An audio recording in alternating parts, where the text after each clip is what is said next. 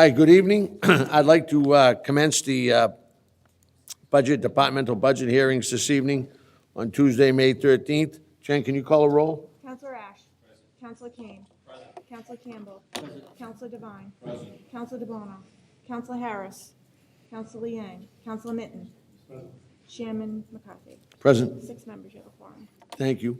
Can we all rise and for the Pledge of Allegiance?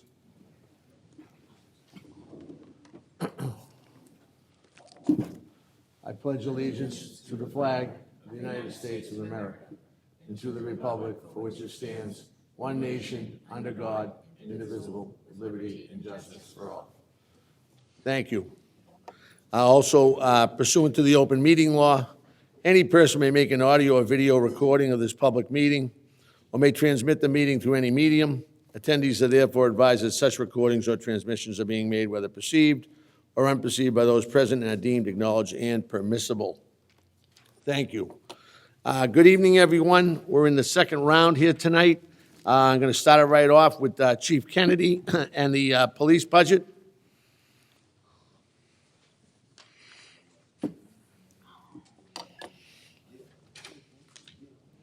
Good evening, Chief. Good evening, Councilors.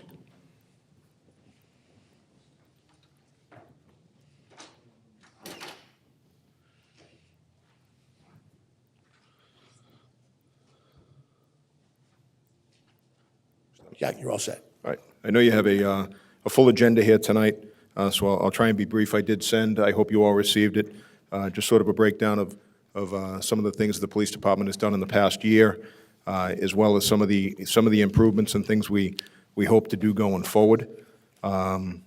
So the future of policing in Quincy is going to continue to be rooted in collaboration, and it's going to be rooted in trying to stay ahead of the curve, and that's what we're doing here with this budget. You'll notice there's an increase in 4 patrol officers, and I did break down on what I sent out. Obviously, we're moving into the new building. One of the major undertakings has been revamping our evidence system and our evidence room. So as you can imagine, when we're moving all this evidence from our current building where it's housed in some cases for decades into the new building, we have to maintain a chain of custody of that evidence. We have to make sure that everything is preserved properly. We currently have 3 different evidence rooms. There's a room for our sexual assault evidence, there's a drug evidence room, and there's a general evidence room. And all of that has to come over and be accounted for. So the officers, when they come in, are going to, the new officers will help us not only maintain the evidence that we have, but an area that we've been lacking is actually purging our evidence for years. So it's a matter of following up with cases to see if the cases, it's a lot of administrative work basically, to see if the case has been disposed of. Sometimes we have suspects and defendants that have passed away. We still have evidence that we shouldn't have. So purging that evidence is huge. And then, as you can imagine, the police department takes in a ton of found property, and that's another area we recognize that we were a little bit weak on reuniting some of this property. We have to maintain it for a statutory period of time, but getting it back to its rightful owner is something that we hope to facilitate with this budget. So with that, I'd be happy to answer any questions you might have. Questions, Councilor Devine?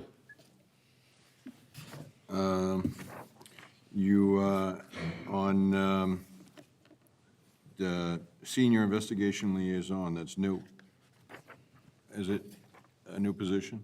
The senior investigative liaison, when I mentioned in my opening remarks that this budget will help us stay ahead of the curve, that is one of the positions I was talking about.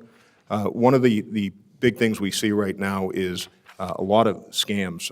I don't know about you, but pretty much every day I get a fraudulent text saying that UPS has delivered a package or can't deliver a package or something. They want you to click the link. And unfortunately, a lot of our residents, especially our elderly residents, are being scammed. And it's heartbreaking to see. This position here essentially will give us an investigative analyst. It's going to be a non-sworn position, and there are people out there that have expertise in tracking digital currency. The Department of Homeland Security offers a cryptocurrency investigative class. It's down at the Federal Law Enforcement Training Center in Glencoe, Georgia. Cryptocurrency Analysis and Control Training Program. It's essentially a month-long class, but one of the requirements for this position would be the person would have to go down, complete this training, and come back. Right now, when we have a case where somebody is scammed out of, especially using Bitcoin or any type of cryptocurrency, we have to go to our federal partners and our state partners, and every second, every minute counts, because the longer you wait to get into the system and start investigating and tracking the digital wallet, the money moves, and then our residents basically get nothing back.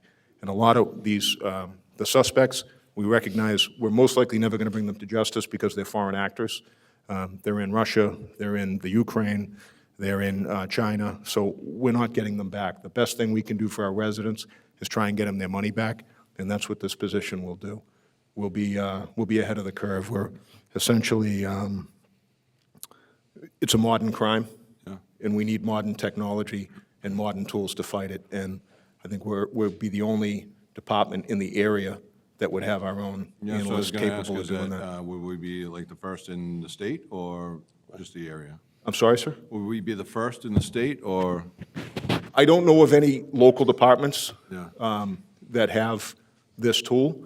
We currently, if we have something, we'll go to a federal agency, or we'll go to the New England, NESPIN, the New England State Investigation Network. And again, we're getting in line with other people, and every minute counts. So we now have we'll our be own first. technology. One of the things would be a regional asset for other towns around us and cities around us that would be giving us their cases, but obviously ours would come first. That's great, because we keep repeating ourselves as every director of the school board came in and was talking with us too. We seem to be first in everything right now, Quincy. We're the first to have a lot of all these tools that are making us better and safer, and it's great to hear. So thank you for getting that done. Thank you. Thank you, Counselor. Chair recognizes President Kane. Thanks, Chief. How much of this activity is taking place? Like, how much this cyber crypto crime? I'm sorry, sir? How much of this crypto crime is taking place? Like, what's the volume of? It's quite a bit. We're getting a lot of fraud. We're having a lot of, and you know that one of the bigger problems, to be honest with you, I mean, I know people who have been personally victimized. I was at actually the event we were at together in West Quincy, where a woman came up to me and told me afterwards that she was a victim of one of these crimes, and they took, I think, $30,000 or $40,000 from her. And she mentioned at the time she was embarrassed to talk about it, and then when she did call, she was sort of put off because there was really nothing we could do for it, you know, and that was sort of, that struck with me that I don't want to be in a position where one of our residents comes for help and we can't help them. Do you have a volume? I don't have an exact number, but I know it happens quite a bit. And has there been any recovery in any active investigations thus far? We do have some that we have tied up, some of the money. I know we keep getting calls from somebody in Malaysia who's claiming that we stole his money, and we didn't. It was part of a fraud investigation conducted by one of our detectives in conjunction with Department of Homeland Security. And he thinks we stole his money that he stole from one of our residents. So it's in the court process to try and, we've seized it. We've seized the digital wallet, and we're attempting to, through the proper channels in court, to get it back to one of our residents. Okay. Can you send me that course? I'm interested in learning more about that course. Absolutely. And, with Homeland Security. But also, we've got, in the Council on Aging, there's a position that's being proposed for Senior Fraud and Scam Liaison. And so I'm trying to understand why we would need to have something in Council on Aging as well as in, which I think could potentially fit the bill for both. I mean, I'm sure you're looking at senior scam and fraud as well. Yeah, so what we do in my understanding, and I have a loose understanding, and obviously I'll let the Council on Aging Director speak to that position, but my understanding of that job is, you know, when we go to these events and we try and, you know, we go to 1000 Southern Artery, we go to the Kennedy Center and we try and talk to seniors and get them to understand that these frauds are out there, that, you know, it's very difficult for some people to recognize that, you know, somebody calling and saying that you're your grandchild and they're in prison, it's very difficult for them to understand the artificial intelligence. And so they are catching people. And one of the big problems we find is we don't know the true extent of how many victims are out there because people are afraid to come forward. So my understanding of the job with the Council on Aging is that that position is going to be permanently assigned to going around and talking to our elders and basically getting them to understand that there's a resource there, that they can trust somebody, and to come forward. I mean, when we go to these events, we try and do our best, but we can't be there every day. And I think that position, and again, I'll defer to the director on this, is somebody to be there constantly, to be a resource for our citizens and our elders especially, to basically develop that trust that if something does happen, they can come to them. So we're just trying to do our best to protect as many citizens as we can. Our position in the police department is more of an investigative analyst to actually get in, use the computer technology, and secure the money. Okay. All right. Thank you. Thanks, Mr. Chair. Thank you, Counselor. Before I go to Counselor DeBona, I want to recognize Mr. Walker for a second on that subject. Counselor Kane. Thank you, Mr. Chairman, through you, because you asked the question, Mr. Chairman, before we get into the Council on Aging budget, just to sort of reiterate what the chief had said and give a little bit of a baseline of where the administration was coming from this position within the Council on Aging. This is, quite literally, it was a last-minute concept that the mayor had last week and decided to add the position to the budget. There's a specific entity that he believes would be perfect for this role, and we do view it as complementary, not redundant, that this particular position would be working directly with the seniors on a regular basis. There'll be educational programming, there'll be outreach, there'll be those sorts of things, and this person would be the springboard to some degree for that first contact if people are victimized, and then ultimately working in conjunction with the real technical, deep expertise within the police department on recovery. We're not expecting this person out of the Council on Aging budget to be able to have the law enforcement capability to get that deep into the actual recovery and ultimately the investigation of crime and in that sort of realm. But this is, again, complementary relative to coordination with law enforcement, working with other agencies, working directly with the seniors on a regular basis. This issue has proliferated to such an extent that we do feel, with the right fit, that these two things are very much complementary, not redundant.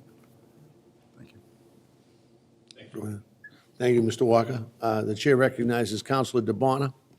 Thank you, Mr. Chairman. Chief Kennedy, thank you for coming in with, and I really want to appreciate your detailed and very thorough email to all of us stating everything that's gone on throughout the last year. My pleasure. I thought data-driven really helps us understand what's going out there.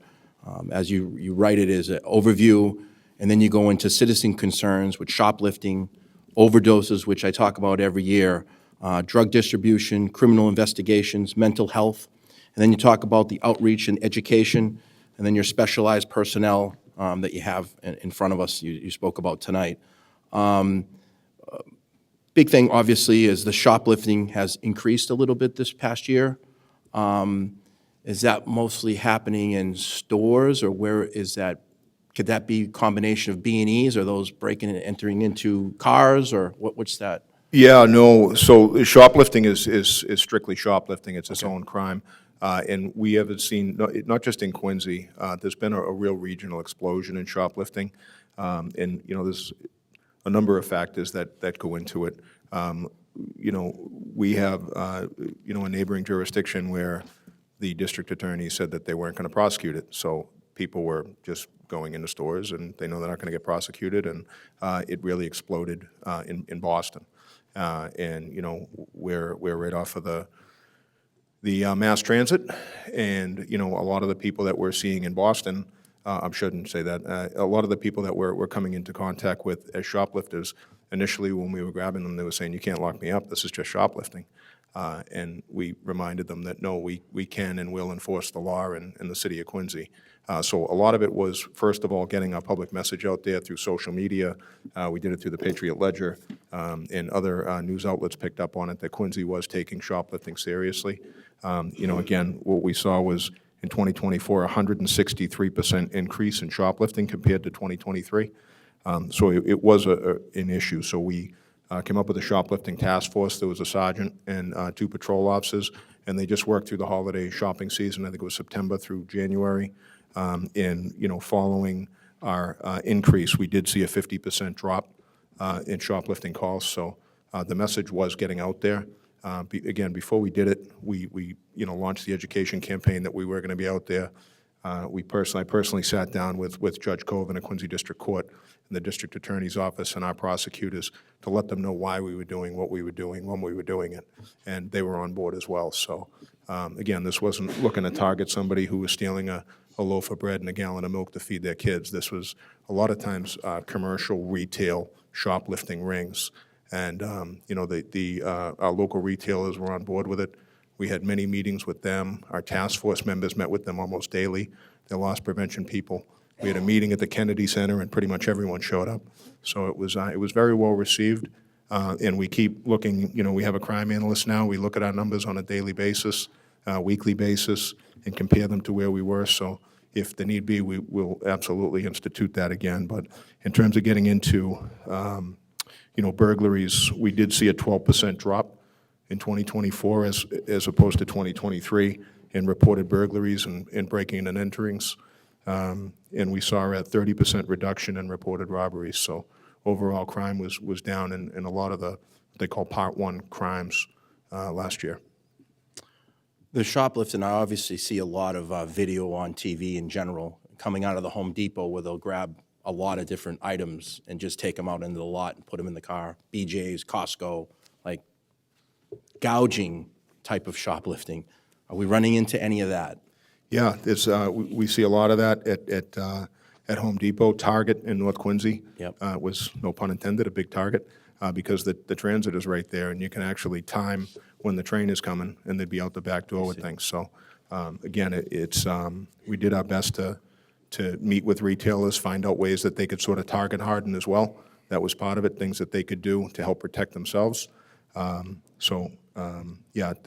was, again, there was a lot of, we ran into some real commercial, criminal enterprises that were engaged in this conduct, and our detectives, as a result of one of them, our detectives are currently working a case now where, again, as a result of some stolen credit cards and some shoplifting and fraudulent use of credit cards, where a suspect who was arrested and arraigned had the master keys to apartment buildings' mailboxes and would go in with the arrow key, open it, and just dump out all the mail. So there were, large apartment buildings in Quincy weren't getting their mail, and this organized crime ring was taking checks, washing them. I think we recovered about $200,000 worth of checks that were going to be washed, babies, passports, driver's licenses, anything that went in the mail, tons of credit cards, and I think a couple thousand pieces of mail. So it all was a result of our shoplifting task force and the work that they did. Thank you for continuing to keep that up. I know it's tough out there, and thank you for doing and taking the initiative here in Quincy, Mass. The overdoses, I obviously talk about it every year. It says about 180 overdoses, and then it says 123 were emission, like a third party. Does that also overlap into the fire department as well? Is that the third party, or? QPD or a third party. So one of the other great things that have come with Narcan, it's more prevalent now. We give it out if somebody's being released from our custody and we think that they might have a drug problem, we do offer them free Narcan. We partnered with Man at Health to do that, and they help resupply us. So, aside from the public outreach and giving away free Narcan, not just in the police department, but in the community, so it could be somebody on scene administered the Narcan. It could be our brothers and sisters in the fire department or Brewster Ambulance. But unfortunately, as you see there, we did suffer 28 fatal overdoses in 2024, which is down slightly from the year before, but not by much. You had mentioned that you have 58 follow-ups. Now, when these folks have these overdoses, are you going in and counseling them with Man at Health? Are you going to their houses and saying, hey, listen, we know you had an overdose XYZ a week ago or a couple days ago. How can we help you with getting you administered into some type of housing or care? Do you do that type of counseling out there? We do, and it was really under the leadership of Mayor Koch and this body here, where we were able to fund in last year's budget a second full-time mental health clinician. So we now have 2 mental health clinicians that work with our community services unit. Each clinician is assigned 2 officers, and in addition to doing the mental health follow-ups, they go around when somebody in the city has overdosed and they're a resident, to go meet with them, try and steer them towards recovery, offer them services. So that's the 58 follow-ups you see there. Back to the liaison for the scam and fraud preventions. I see you're collaborating with QATV to do the fraud and scam preventions. Just a little step back, I mean, when I worked for the Norfolk County Sheriff's Office under Michael Bellotti at the time, we worked in collaboration in that group with the DA's office and every police chief and every fire chief in every single town and city. So throughout the Norfolk County, 28 towns and cities, we worked within the 3 of them, police chief, fire chief, council on aging, director, and then the sheriff. We would go around in different places and do these scam and fraud preventions. I think in collaboration with everybody, this would be great in Quincy. We see them in the newspaper all the time with folks, the grandparent scam or these different scams that are happening. And like you said, they're so afraid or shy or feel like they've been scammed that they won't even come forward to tell you. So I think, education is obviously very important, but I think this will be good for the city in general, from not only from the police, the fire, and the council on aging. Overall, Chief, I just think that this detailed, data-driven email that you gave us a week ago to let us understand what's going on in the police department really helps us to not only help you, but to staff it correctly. We've come a long way over the years, post-COVID, with a lot of the different things that have happened over the years, and you guys have done a great job. I know a couple folks up here, I'm going to say it out loud, they were talking about how we were staffing our police force and why are we hiring new police officers. Are we where we need to be for patrol officers out there on the street?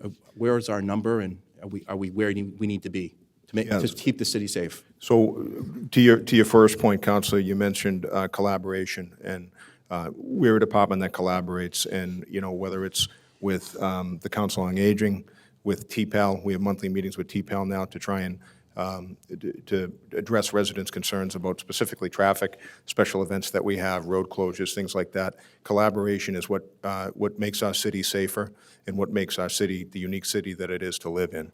So we're going to continue to collaborate.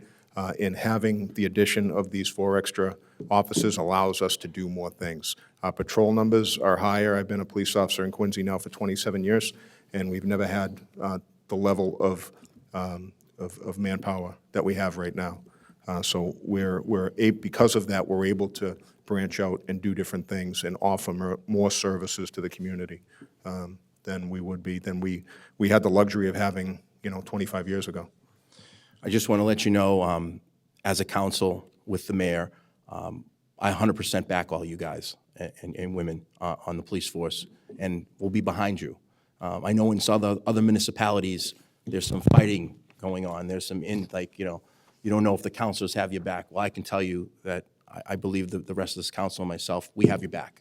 So when you guys are out there doing the work and helping the public safety throughout the city of Quincy, you know that we have you guys too. So I just want to let you know Counsel, and I appreciate that. And I go to a lot of chiefs meetings throughout the state, and I often remark that in terms of police chiefs, I'm a unicorn. Like, I don't exist outside of the city of Quincy.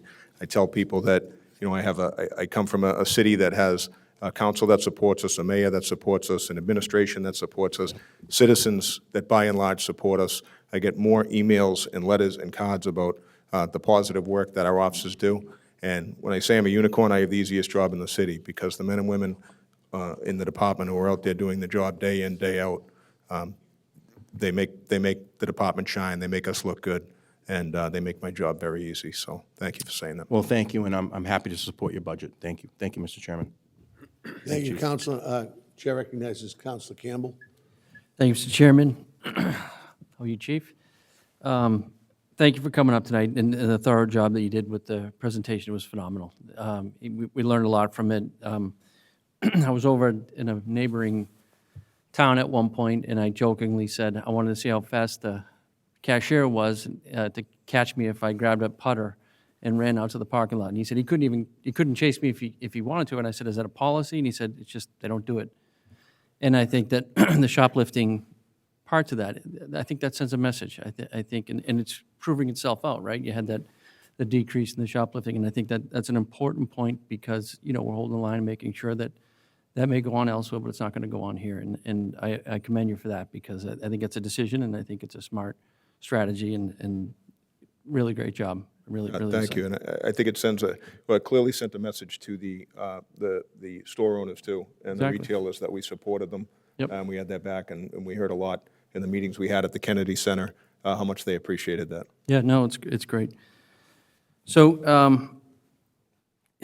I guess I just got two kind of almost comments, but actually I'll start with is there any chance that there's, you know, I see that the bulletproof vests that were, is there a way that we can get grants for stuff like that? Is there an opportunity to do that, or do we have to hold Scribby to fire on this, or? I'm sorry, so I missed the first part with the grants for. So the bulletproof vest, I see we're adding that. Is there a way to get those, that Yeah, and stuff so- like that through grants? There is, unfortunately, and fortunately, there are grants for it. We don't qualify because our department is too large. I think it's under 50 officers. And then if you have over a certain number of officers, which we do, the only way would qualify is if our violent crime level was high enough. So that's why I say fortunately, unfortunate. Right. Fortunately, we don't have the violent crime that would necessitate our getting them for free from the state and federal government grants. Great. Well, I'm just glad we're looking for opportunities like that on this. I guess finally, the more comment, and maybe you can elaborate.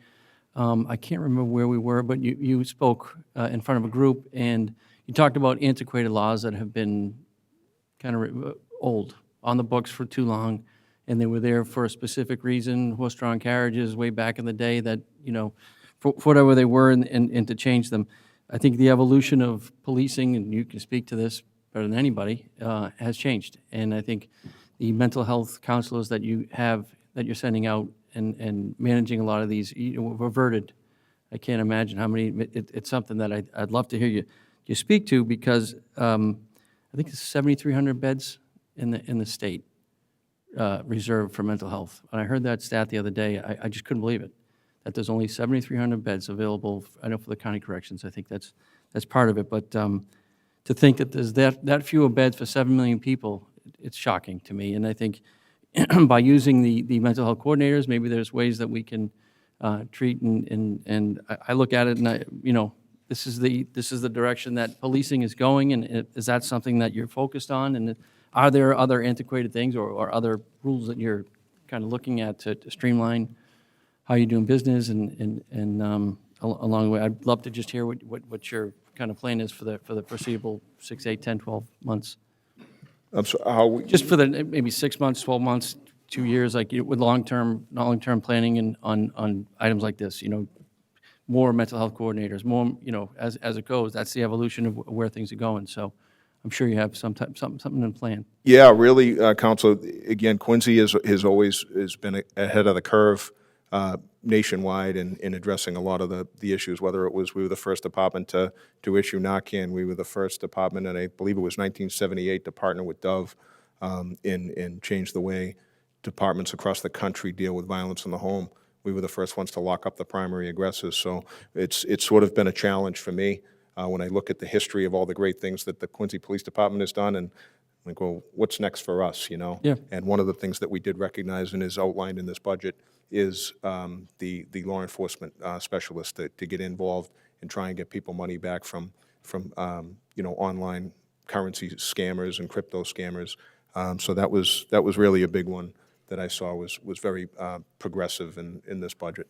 Great. So, Keep up the great work. Really, really well done. thank you. All set, Counselor? Thank you. Chair recognizes Counselor Ash. Thank you, Mr. Chair. Chief, thanks for the presentation and for the synopsis that you sent around last week. It was the end of last week, it was very helpful. I did I shared some of the same questions as Counselor Kane with respect to kind of the similarly titled positions over the departments. I know when both myself, your department, and the fire department hosted a safety meeting at 1000 Southern Artery earlier this year. You had one officer there, and his rank is escaping me, but he gave a kind of a brief overview on senior scams and had maybe like a 10-page flyer with common things to look out for. And there were so many people in the audience that the light bulb went off in their head, and that's happened to me before. I want to know more about that. And I hope that they got more information from the officer, from the department. Obviously, that wasn't the full-time scope of that position, but knowing the breadth and kind of how it affects the seniors across the board, then I trust that those two positions will work well together in light of those conversations. With respect to the patrolman one line item, that's 4 officers, correct? Correct, yes. So those are base salaries of 65,000? It's a little more than that, Counselor. Yes, essentially the base, and then they get into like some of the other, like education incentive pay, and whether they work nights, they'd get a night differential. So yes, I'm sorry, that is the base, but there are some add-ons that are built into some of these other line items. Okay, so would they say the training time is maybe prior to them being on the force full-time? Is that accurate? No, so the training time, the training overtime line item Yep. is we're mandated under the police reform post in the state to do a minimum of 40 hours of training a year. Legal update, CPR, firearms, defensive tactics is, I think, every other year or every third year. But the state puts out the minimum for officers, and I'm again very lucky to be the police chief in a city that prioritizes training. We go above and beyond with our training. So that training is for our SWAT team, our crisis negotiators, any other training that we think will benefit the department on the whole, sending the firearms trainers, the firearms officers, instructors to advanced schools, things like that. And I think the proof is in the pudding when you see, I truly believe that well-trained officers give us the department we have. We took, I think, a little over 1,100, I'd have to look up the numbers, a little over 1,100 people into physical custody last year, and we used force to do that in less than 1% of those incidents. And of the people that we took into custody, the injuries as a result from using force was, again, way less than 1%. So I think that really goes to the training that our officers are constantly undergoing. De-escalation, we put a big, heavy emphasis on our de-escalation, not only our training, but our tools and tactics that we can use to de-escalate a situation. So again, I think we pay it in the line item to get our officers trained, but the result is less people injured, less citizens get injured when they're taken into arrest, and as a result, we know less lawsuits. So, Thank you. No, I asked because with a base salary at that amount, it begs the question of where kind of the overtime piece comes into things. I know that overtime in police departments is standard, and there are things like details and differentials and whatnot. I guess my question would be if the numbers related to the overtime that you have in this budget, and also considering the size of the force, if you would think that's kind of standard with respect to other municipalities, and if you know, of course, but. yeah, so historically, I mean, we spend overtime. So when you get into the step one officers, those officers are in training for 6-7 months in between the academy in their field training. They're not doing overtime. They're in the academy, and then they get out there, they're with our field training officers. So they're only in the step one for that first year, and the vast majority of it, they're in training, they're not eligible for overtime. The overtime is just one of those necessities in public safety. We have a lot of special events in the city. We do backfill when officers are on vacation, sick or extended sick. We have a couple of officers who are out on extended sick leave now. So we do backfill to keep a minimum staffing level.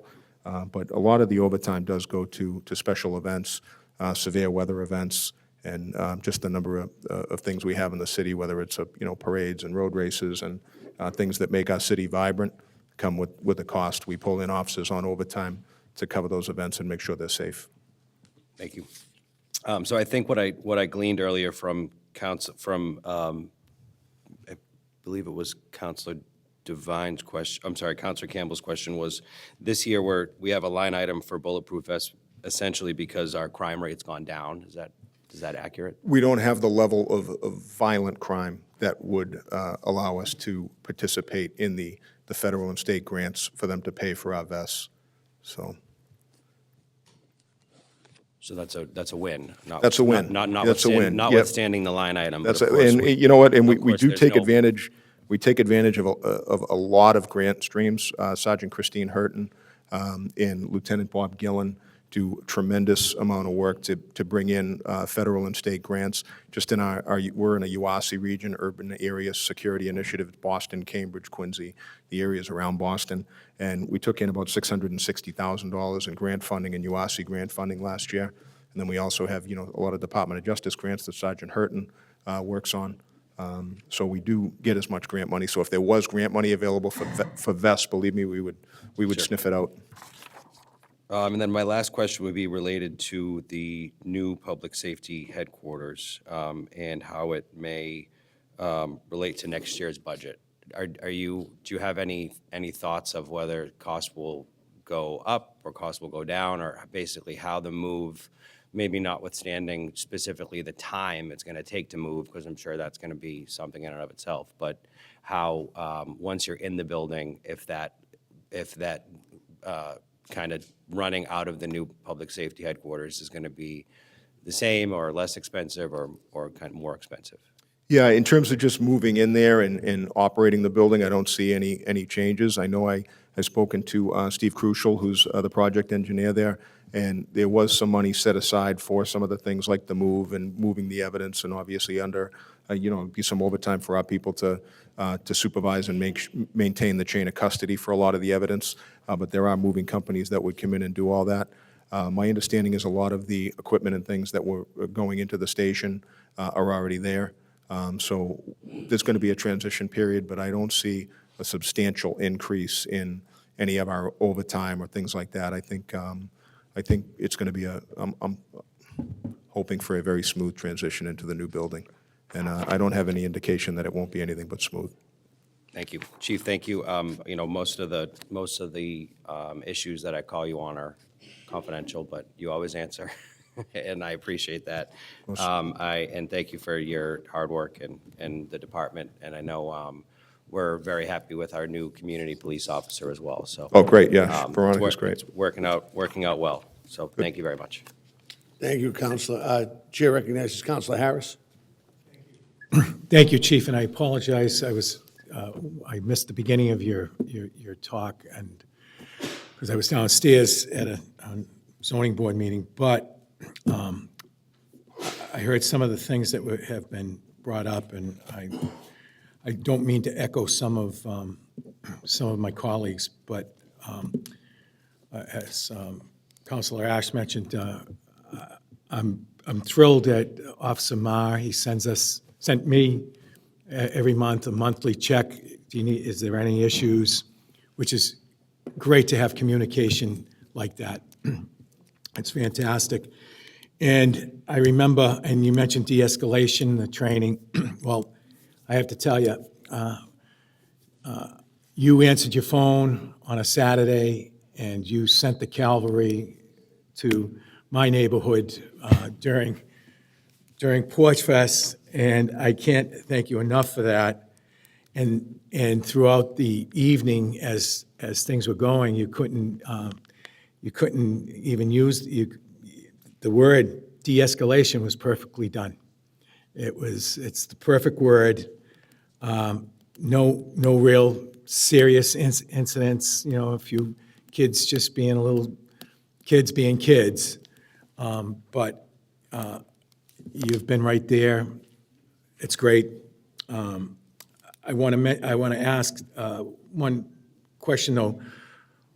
Some of the details, though, the city, and if I'm repeating somebody's question that I wasn't here, but the details, don't we receive money from some of, do we get money from National Grid and other places that offset some of that overtime? And one of the programs you have is that retiree program, which is fantastic. That lowers overtime by, you see the guys that have retired that are out there doing the details.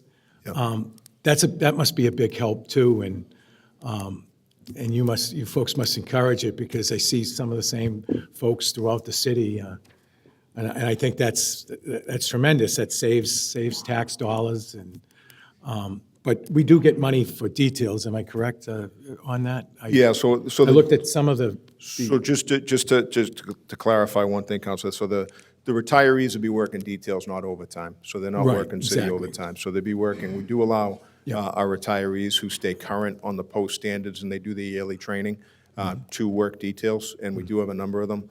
And I'll tell you, they're fantastic. Absolutely, yeah. absolutely. I And joke with again, them- it keeps that. I joke with them all the time. I didn't get this much work out of them when they were actually active, but It keeps they're great. It keeps that no. number down.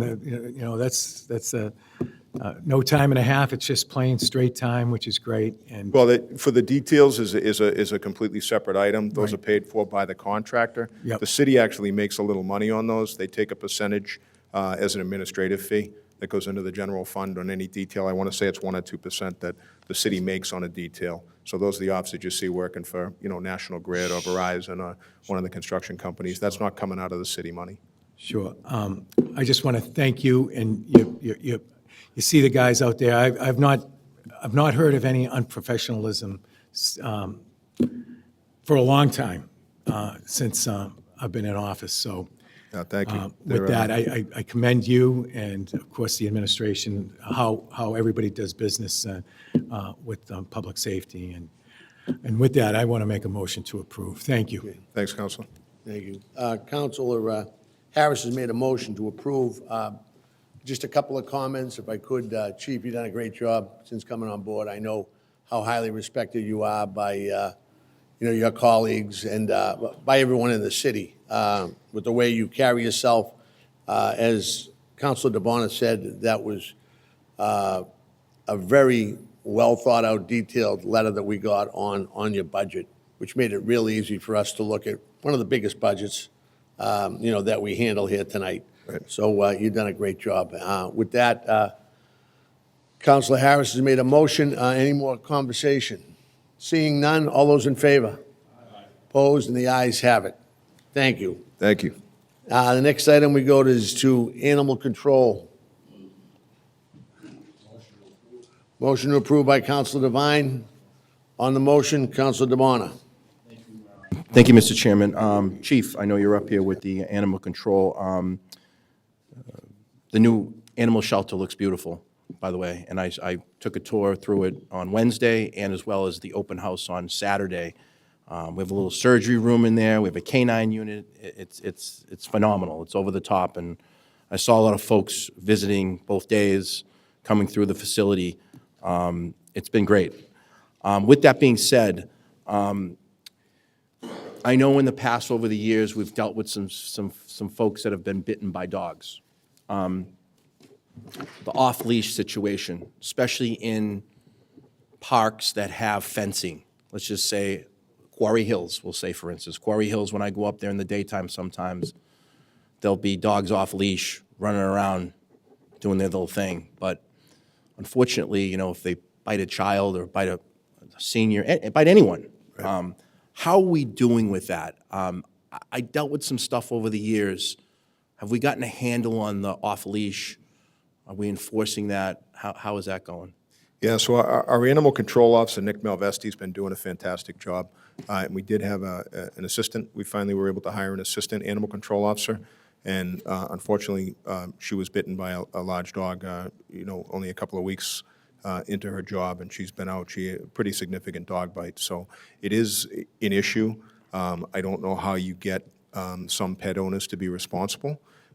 This person had a large cane corso, which is a very large dog, and essentially let it off leash. So they were that person was criminally charged, and we did take the dog. The dog was currently quarantined, and we're in the process now of trying to get it adopted out instead of having to go with a euthanasia route. But to answer your point, it is, I mean, I know Nick does his best, and when we do have a dog bite, we do get involved. We have a hearing soon to be, Lieutenant Bill Ward is going to get promoted to captain tomorrow. He's been the hearing officer. And, we do sometimes, unfortunately, have to make the decision that the best course of action is for the dog to be euthanized. And that's not just our decision, that's our recommendation. And then the owner goes to court, and then ultimately a judge decides before anything like that happens. But most of the time, we'll put conditions on. The dog has to stay on leash, that when the dog's outside, it has to wear a muzzle. These aggressive dogs. So, to get to your point, I don't, other than trying to educate people on being responsible pet owners, some people just aren't, and they don't get it. And when that happens, we do take out criminal charges against them, specifically for the person who essentially sicked the dog on our animal control officer. So it's tough to enforce behavior that you think should be common sense for people. I talked to Nick Malvesti today, and he's done a great job since he's come over from Don Cowboy that did many, many years here. He's been in 2 years now. Is there any way that we could possibly have a little bit more education, maybe have some seminars on the dog leash situation for the future? I mean, I kind of want to get in front of it a little bit, to be honest with you, Chief. I know rodent control, we had a lot of rat problems over the years, and we did a lot of education, and we taught a lot of folks about different things, but there seem to be clusters in the city, and I'm at large, so I don't get involved too much with particular neighborhoods or wards for the ward counselors, but there is situations that occur, especially now that the weather's getting better. There'll be more dogs and stuff, so I just don't want to see, I guess I could say a more proactive approach to doing this before, I mean, I go by certain sections of the city, and I've been bit twice. I've been bit on the hand and in the buttocks twice now over the last few years campaigning out there in the city. Yeah. But I've talked to other folks that have been bitten, and sometimes I leave it to the ward council to figure out how to do it, but maybe we can get ahead of this into certain areas where we have parks and open space and get in front of this. Do you think that's something that we could probably Listen, possibly- nothing is off the table, Counselor. And, I'm a dog lover. I had 2 dogs. I just unfortunately had to put them down over the course of the past couple of years. But, when you go to a dog park, you try and it's almost like you're telling somebody how to parent their child sometimes, when you're like, hey, you put your dog on a leash, he looks aggressive. And some of the arguments that ensue with giving people advice on how to handle their dog, generally it doesn't go well, but we could certainly do a better job of trying to educate the public in our leash law. And, we have some beautiful dog parks in the city now, and obviously those are off leash, but if you have an aggressive dog, you shouldn't be bringing it to the dog park. I appreciate everything. I think the new animal shelter is unbelievable, and I think it's going to be a great addition for our city with the dog park that's right next to it. So it's been fantastic, and we have a rabbit. So the kids, I said, we have to walk the dog, so we went with a rabbit. So Right. Licenses. Now, folks that are getting licenses for dogs and cats, where do they go through to get the license? Is that right up here in the city? That's at City Hall. I believe that's the clerk's office. Do you know what we have on record for? I'm sorry? Do you know how many that are folks that are doing it on record? I don't. That would be a question for the clerk's office. Clerk's office, but it's a We combination. don't, we might have the ability to track it in our internal records management system, but I believe the clerk's office would have the most up-to-date numbers on that. Get with them. But I appreciate everything. I think this is a great department, and I'm happy to support. So, Thank you. Thank you. Counselor Ash? Real quick, my memory was jogged by Counselor DeBona's tales of dogs, and I'm recently remembering something, and my recent history of discussing with my constituents around public parks and an uptick in people that aren't picking up after their animals. Is that something that is enforceable through the PD, or is that a civil infraction, or, outside of putting up more signs or spreading more literature, is there anything else that I can tell these residents that are dealing with voluminous amounts of waste not being picked up? Yeah, it is a civil penalty. It's a city ordinance violation. There's nothing, criminal there. I know the city has been doing a good job of putting out the free bags, for people to pick it up. But again, it's one of those things where how do you enforce what people should be doing already? It's just, but it is gross. You go up and the kids are playing ball and they get tackled, and especially where we have dedicated dog fields, play areas now. That some of these sports fields shouldn't be used for that anymore, but that's above my pay grade, sir. Understood. Thank you. Thank you, Counselor. I had a motion by Counselor Devine, and on the motion, Chief, I had one other animal question. Yes, sir. Favorite of everyone's, the coyotes. First of all, I want to thank Nick Malvesti, Molly Casali, who's the Health Commissioner, Counselor Campbell, and myself have been going back and forth with some activity down in Neck in Ward 1. And I know that Nick and I have spoken a little bit about the National Wildlife Association, and at some point, we're going to get together and talk about some preventative measures down there, I guess, so people that are out walking their dogs at night.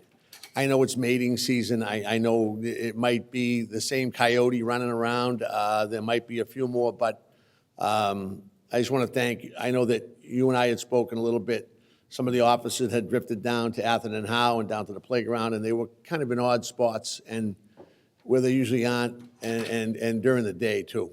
So thank you very much, but we'll get back to that at some point, but I know that's a little active right now, and both Councilor Campbell and myself were kind of spinning our wheels with the Commissioner of Public Health and with Nick a little bit on how to address it, so hopefully we can slow them down a little bit. But I want to thank your officers for going down there during the day and helping the kids out. It's usually Murphy's Law, when they're out for recess, the coyote appears. Right. He might run through, he's not doing anything, he might do something, but he hasn't. And that's enough to bring everybody back into the schools. So, but you guys have been down there, so thank you very much. Yeah, thank you. It is a regional issue, too. They're everywhere. It's not Yeah, just Quincy, yeah. but with the marshes and everything down there, there's places that they love to hide and build their dens, and it's really everywhere, so. No, but thank you, and We are going to put out some more. We did put out some on our social media, but just some aside from some safety things, some common sense things about people feeding them, that's not going to help keep them out of our neighborhoods, so. We'll do a little bit more on pushing out that message, too. no, thank you. With that, motion made by Councilor Devine. On the motion, all those in favor? Aye. Opposed? Ayes have it. Thanks, Thank you. Chief. Thank you Thank all. you. We have Fire Department next.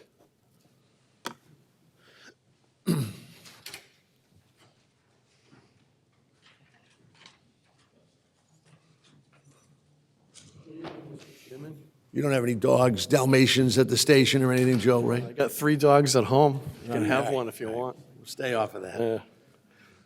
Good evening, everyone. Thank you for having me. I appreciate your consideration. I'm here to answer any questions you might have about the FY26 budget. Motion by Councilor Devine, and on the motion, Councilor Devine. I see that you dramatically, it's not a lot of money, but I see that you increased the fire hazard waste recovery. For the general public, can you kind of just, I know we've spoken about it, but can you Yeah, base sure. on that? Yeah, that's a good question, actually. So the fire hazardous waste recovery, it went from being basically, it still does, we still purchase Speedy Dry with it for car accidents, we still do that, but the big waste recovery now has become lithium-ion batteries. We're seeing a lot more of those now, so every time we have a fire and we find any batteries that have been potentially exposed, we get like a big, it's a specialized drum that will overpack with a product called Cell Block, and it's basically like it's recycled glass that will put these damaged batteries in. If they go into thermal runaway, the glass can contain that. And we're actually talking with Mr. Quirk right now, back and forth. We're trying to locate a place in the city, hopefully down the shipyard, where we can bring these right now, someplace where they can just be kind of left alone for a day or two before we have a company come in and pick them up and get rid of them. But it's the increased incidence with the lithium-ion batteries is why that we're looking for an increase in that line. So these green cars are costing us more money and more waste, Yeah, you don't get something for nothing, I guess, yeah. right? Well, thank you, and I appreciate all you do, and I'll leave it up to the rest of the council. Thank you. Questions? Thank you. So on the motion, Counselor DeBona, then Counselor Ash. Thank you, Mr. Chairman.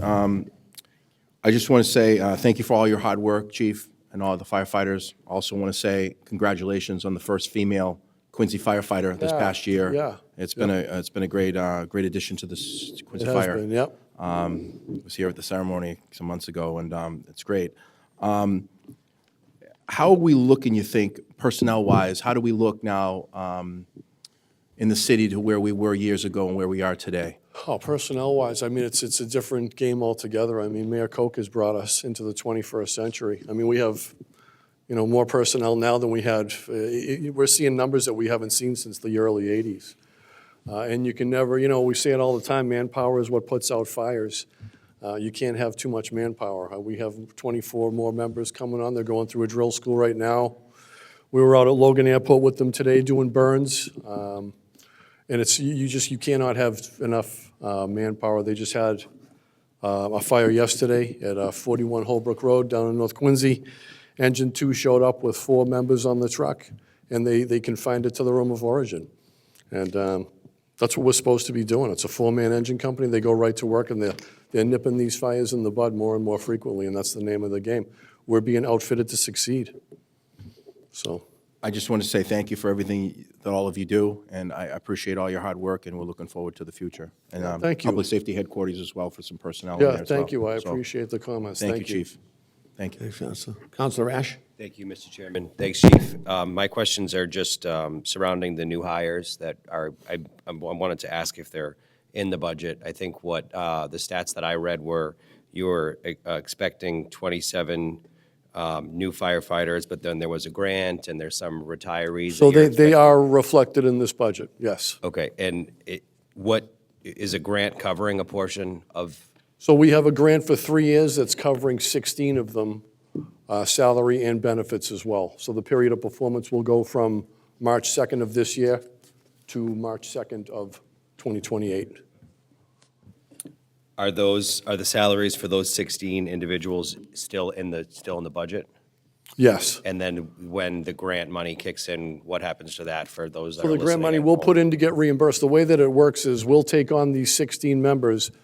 You have to project out for that 3-year time period how many, you can't go below that number of when you accept those 16, if that makes sense. If we go from 200, we take these 16 on, now we're at 216, you can't go below that number for that 3 years. Okay? So we're putting on those 16, we're actually looking out, we're going to lose, over this 3-year period, we're probably going to lose between 12 and 15, probably about 15 members. So now we're at 31, and we're putting on about 27 right now, and I think we have another 10 in the pipeline, so the math actually does, it will add up. Over those 3 years through attrition, we'll lose those guys, we'll wind up with the original 16, if I'm explaining that correctly, yeah? Yes. So there'll be an influx for 3 years, but based on who you're Correct. expecting to retire versus Correct, who yep. you're hiring now, and to take advantage of that grant money. Right. The right move for your department is to Right. get these hirees in now. Correct. And I think the grant was worth, I think it was 6.2 million. I think our grant writers in the last 6 or 7 years have brought in over $12 million. And then I just had some questions about personnel and numbers. If if, just my own curiosity, how many deputy fire chiefs do we have, Chief? There's 5 deputy chiefs.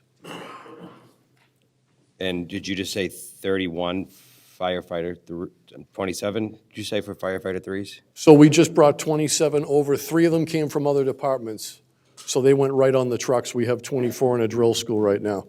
So the way that our department breaks down right now is we have the 1 chief, we have 5 deputy chiefs, 15 captains, 45 lieutenants, and 213 firefighters right now.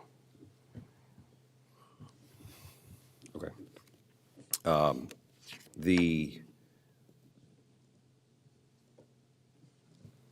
How about with respect to the EMTs?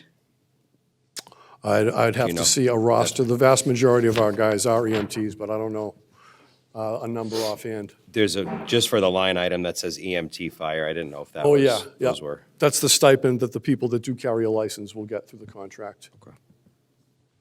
Thank you. I know recently your team of guys and, I believe there's one female, but of guys and women have been working very hard, especially on the fires by the marsh off of. Yeah, I've been off of watching the Bower Road. correspondence, so, yeah, no, that's anything that we can do like that to help us, we're happy to do it. Thank you. Thank you. All set, Counselor? Yes. Good? Good? Motion by Counselor Devine. Seeing no more comments, all those in favor, say aye. Opposed? The ayes have it. Thank you so much. Thanks, Chief. Thank you, everyone.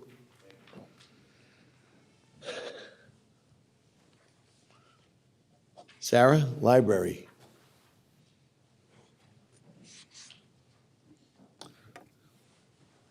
Good evening. Good evening, Counselor. Thank you all for having me tonight. I appreciate all that you do for the library, and I know you have a packed agenda, so I'll be quick. Fiscal '25 has been very busy at the TCPL. We've had significant increases in daily attendance, adult programming, museum pass usage, and increased children and teen programming. We've enjoyed enormous improvements to our facilities, including a beautiful new parklet in the former bookmobile driveway at the North Quincy branch, restoration and repair of all the original H.H. Richardson furniture in the historic Richardson building, improvement in appearance and accessibility at the Adams Shore branch, new offices for the reference staff, a facelift for the Wollaston branch, including new paint, carpet, and furniture. Still to come, we have further improvements to Adams Shore accessibility and landscaping, improvements to our archives and special collections, storage and preservation, multilingual wayfaring and signage, and the development of our first ever tween room for 8 to 12-year-olds. As always, special thanks to Paul Hines and his team for their tireless efforts and support. With their dedicated perseverance, we've greatly reduced leakage in the historic building. Also thanks to the Commissioner of Natural Resources, Dave Murphy, and Planning Department's Maureen Geary, and DPW's Al Grazioso for their support on the parklet at North Quincy. If you haven't seen it, you should take a look. It's really pretty. It came out very cute. It's a little pocket park. In service to the strategic plan, the library's turned outward to the community to build coalitions and gather information on how best we can serve the citizens of Quincy. One of the items identified in our strategic plan that the public was interested in was greater access to the Richardson Building. With that in mind, this week we launched Weddings at the Crane. For a small fee, you can have a 1-hour wedding in the Richardson Building. Further, we partnered with Manet and Substance Abuse Prevention Department, Laura Martin, to provide the library's first ever embedded social worker. They're part-time currently, and we're hoping to use some grant funding eventually to expand their hours. She is busy, busy, busy. She has a line out the door every hour of every day that she's there. We continue to celebrate the Quincy 400 enthusiastically with over 100 programs and initiatives planned for the year.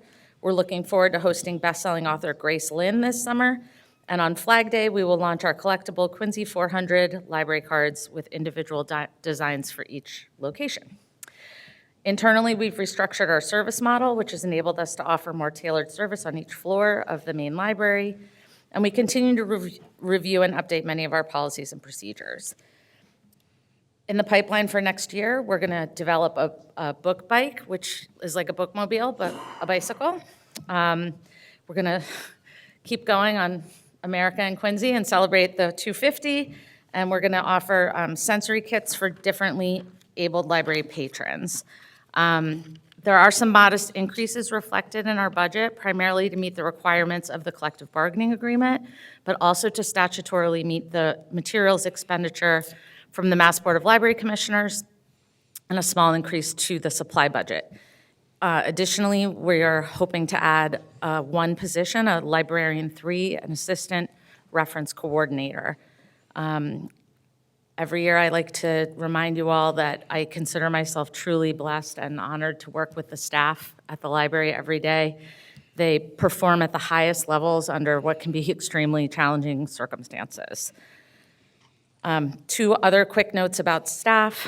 Julie Rhines, who has headed up our children's department for 37 years and who some of you may know from bringing your children to the library, will be retiring at the end of this month. I invited her to join me tonight to get some, much-deserved approbation, and she demurred. She's very shy, so she's wanted to tell you all thank you for all you've done for her over the years. Although we're delighted for her to enjoy her retirement, the loss of her institutional knowledge will echo in the corridors long after her departure. In sad news, many of you know Deputy Director Christy Lockhart. She will be leaving us in July. She did agree to come with me tonight. She's moving her young family to Scotland to be nearer to her extended family. Christy can be attributed with a huge portion of any success that I've enjoyed at the TCPL in the last 3 years. She onboarded me like a pro and kept me pointed in the right direction every day.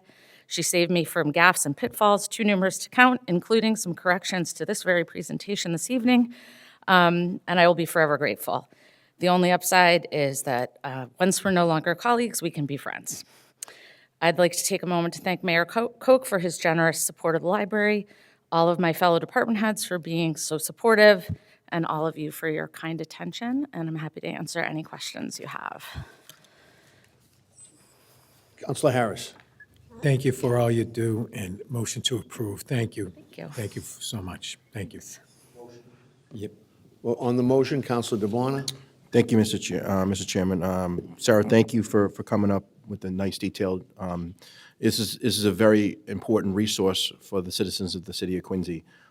Books are now $35, $40 for the hardbacks, and it's great. You can go on, and if you don't have it in your library, you can go to other sources throughout the Commonwealth. It's all over other libraries to borrow the book. Right. It's been great. I use the resource all the time. My kids like to go in the children's section. I'm glad you did the 8 through 12. Is that The teenage? tween room will be for 8 to 12-year-olds. Oh, those are great. Yeah, it's sort of a new idea in public library service. And we have the great additions with, Adam Shore, Wallaston, and North Quincy. The Wallaston location, what kind of construction has been done there? As you said, painting? So it's really just been facelift stuff. So Okay. the interior's been painted. Okay. Friday, carpet is going to be installed, and once the carpet's down, we'll swap out all the furniture. That's great. Those little pilots throughout the city has been great. We've had additions over the years with air conditionings and Adam Shore and things. Yeah. We've come a long way, and we've done a great job. But thank you for all your hard work. I think it's a great addition. The Thomas Crane Public Library is unbelievable. It's a gem, and folks should definitely use it. Thank you. Thank you, Counselor. Thank you. Chair recognizes Counselor Minton, then Counselor Devine. Thank you.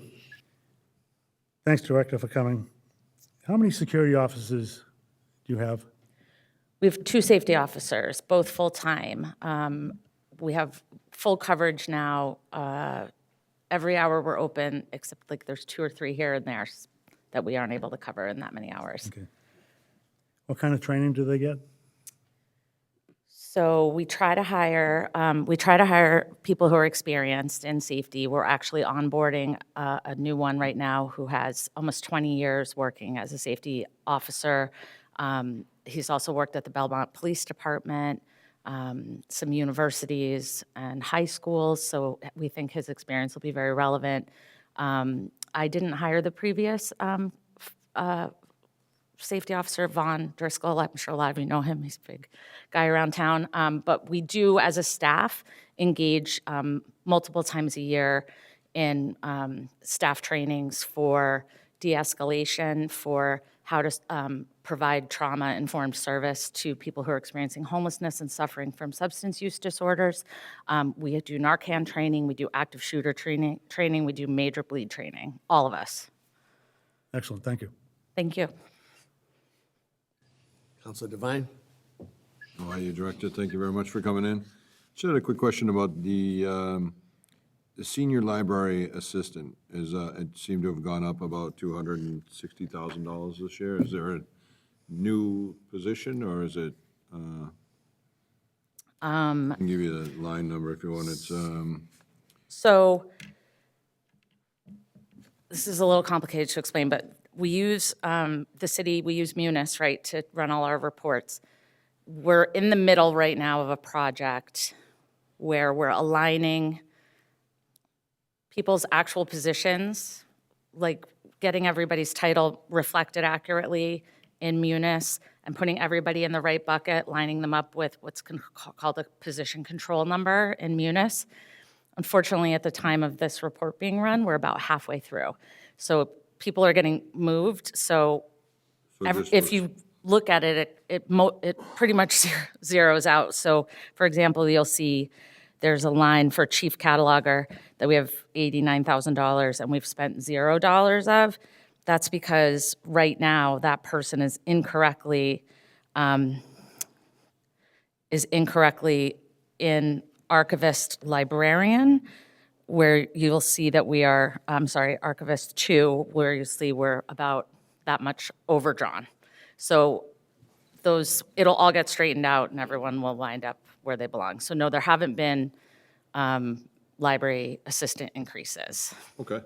So that's simple. You said it sounds good. Oh, okay. It feels complicated too. Thank you for the answer. And then I'd just like to say thank you. I do like when you go by, there's people always coming in and out of there. When you go upstairs on the 3rd floor, the computers are always being used. I love the way that the library keeps reinventing itself to stay alive, because I believe that some libraries aren't as active maybe, but there's a good flow through there. I think someone just said over there, a great resource. So Yeah. thank you for all you do. I'm glad it's still there, and it looks great. Thank you. I would also be remiss, Councilor Minton, in not mentioning that we also have a monthly meeting with Manet and Father Bills and QPD and the library and safety and the social workers, and we all get together in a room once a month and talk about where we're seeing training gaps, where we're seeing upticks in different segments of behavior or substance or homelessness around the city.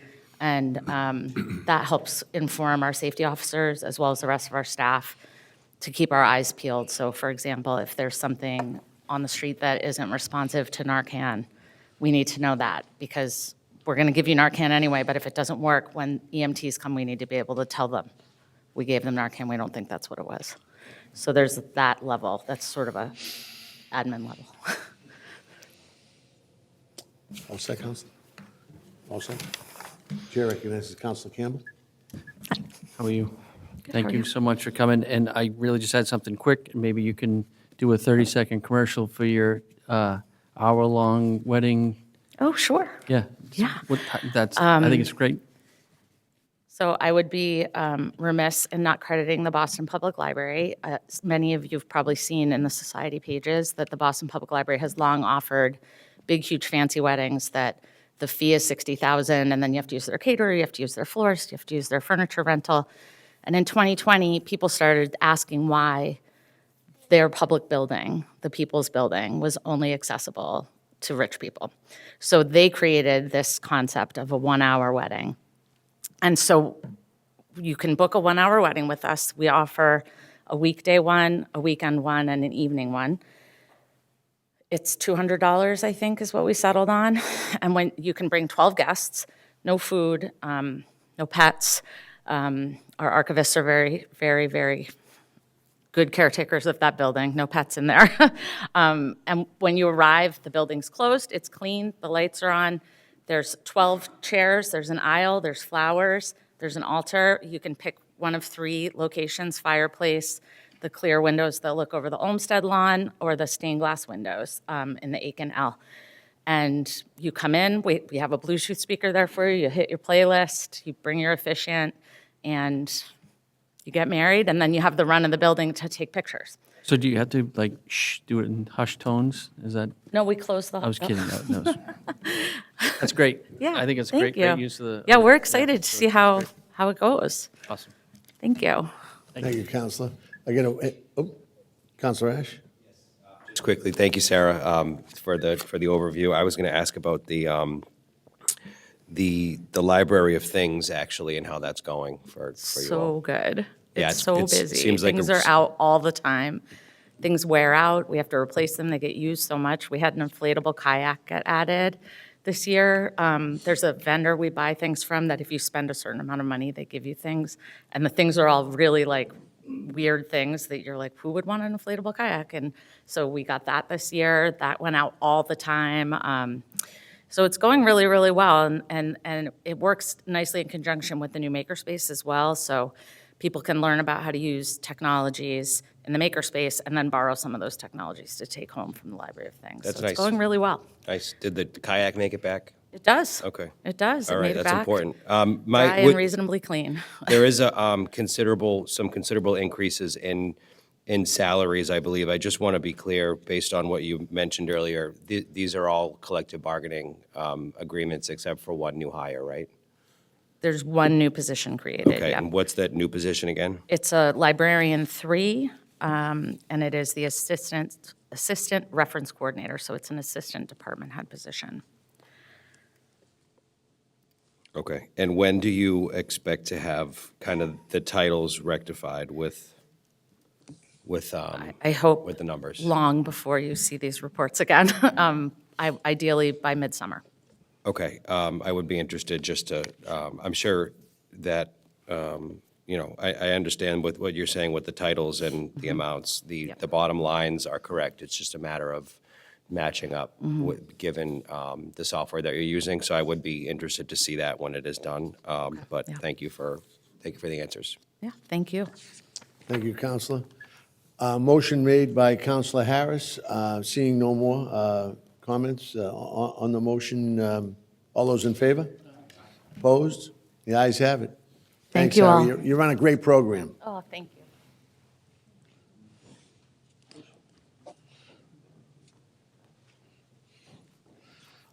Brian? Good evening, councilors. The IT budget, you'll notice a few Get a changes. motion by Counselor Campbell to approve. On the motion? Seeing, on the motion, Counselor Ash. It looks like for the computer operator has dropped off for fiscal year '26. Yeah, so that was moved into the PC tech line. Okay. Okay, and then how about the increase in overtime, if you don't mind? What is that expected to Just entail? what we did for the last 3 years, we've never increased it, so I always run a shortfall of about that amount. Okay, thank you. Counselor Devine. You're still in charge of both school and city, right? Well, we do, I love that. The city of Malden, they have 2 teams to do what you do in one, and you do an excellent job we do at the it. administration for the schools. So even better. Thank you for all your hard work, and I'm impressed that you guys are able to do what you do with that, because we're a big city and a big school, so Thanks. great job, thank you. Thanks. Motion made by Counselor Campbell. Seeing no more discussion. All those in favor? Opposed? The ayes have it. Thanks. Thanks, Brian. Veteran Services. Got a motion to approve by Counselor Harris. On the motion? Oh, on the motion, I'll start off with Counselor Harris, then go to Counselor DeBona. Thank you for all the work you do. I get to see you every so often at the Veterans Council meetings, and I'm looking forward to a beautiful day on Memorial Day. and moving forward. And Christine, thank you for all you do for our veterans. Thank you. Thank you for allowing me to do And thank you it. for your service as well. All set, Counselor? Counselor DeBona? Thank you, Mr. Chairman. Christine, thank you for everything you do with the veterans. You're very, very active. You're out there in the community. You're outside of Quincy bringing ideas from all over the United States to the city of Quincy. And you're a big asset to the city, and I really appreciate everything you do. Thank you for the emails that we get to keep us up to date with activities that are going on around the city. And I want to thank, I see that there's an assistant coming in. I think that would be great for the Veteran Services. I'm looking forward to that. It really is about the outreach in the programs that we want to start and kind of concentrate on with new veterans coming home. We're seeing quite a bit of either a homelessness or a substance in PTSD, and the assistant will be able to start programs and really concentrate on that piece, along with assisting in the day-to-day office stuff. The outreach, I haven't been able to do. I know you see me and I'm out there, but really concentrating on the new veterans coming out of the service and making sure that all of our veterans and their families are aware of the benefits. Looking forward to Memorial Day coming up too as well. Thank you. So thank you, and we do a really good job here in the city of Quincy, and keep up the good work. Thank you. Thank you. Thank you, Counselor. Chair recognizes Counselor Devine. Director, thank you for coming. Thank you for having me. You do a great job. Thank you. I see, was that be George's job that left? So it's actually, when we looked at changing, because what I like to do is really incorporate all of the staff to do some things. And some of those things that the Graves Registration Officer had was really something that, one, I wanted the community to get involved with, and two, to make sure that the staff is cross-trained, because when someone comes into the office, if that person isn't there, you certainly don't want to send them away at a time that they're in need right then. So it's really not, it's taking parts of that position and building into that assistant director's position, as well as the outreach and the programs that we want to begin. So you won't be replacing him? No, sir. Yeah. Okay. And you said some of the community, are you talking about the community, like putting up flags on the brass placards, or? I know it's not the only thing you guys No, do, but- it actually is something that we're discussing. Yeah. Because It is a huge last year, I really undertaking. enjoyed helping. I put a bunch of flags out in my Ward 4. And I thought you meant the banners, so no, I no, no, apologize. little flags on the brass placards for the memorial things. Yes, so we're doing a flag placing this Saturday, if anybody wants to come out and join us. Oh, perfect. I cheated. I already put a few up. I hope you don't mind. Okay, yep, 10 a.m. This Saturday, what time? All the volunteers are welcome to join us. Yes, this Saturday, May 17th, Where will you be 10 a.m. starting that? All of the cemeteries Oh, okay. placing flags, please. What time? 10 a.m., 10 a.m.? yes. Great. I'll see you at some I'll point. see you there, Yeah, Mount Wollaston. sure. Thank you. Thank you, Counselor. A motion made by Counselor Harris to approve. Seeing no more comments, all those in favor? Aye. Opposed? No. And the ayes have it. Thank you. Have a Thank great you. evening. Thank you. Council on Aging. Michelle Hanley.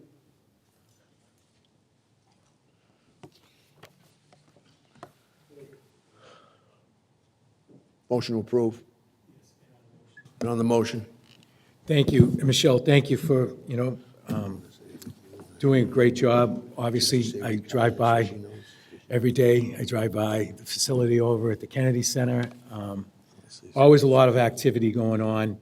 I looked at your budget, and obviously, it would have been level funded if it wasn't for the senior fraud and scam liaison, which as we've heard, we heard from the Chief Kennedy, you know, it's very very much needed.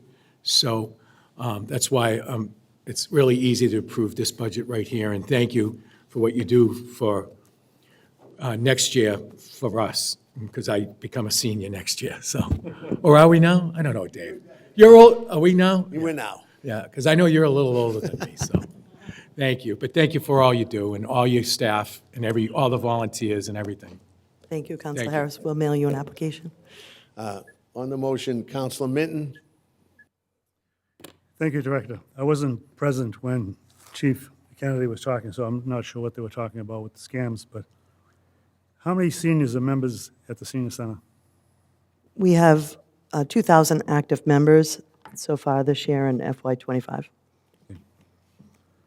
Regards to the senior fraud and scam liaison, what resources do you presently use to educate your membership? Could I have you yield for a second to go to Counselor Walker? We kind of went through it when you were out, so if I can go, Counselor Walker.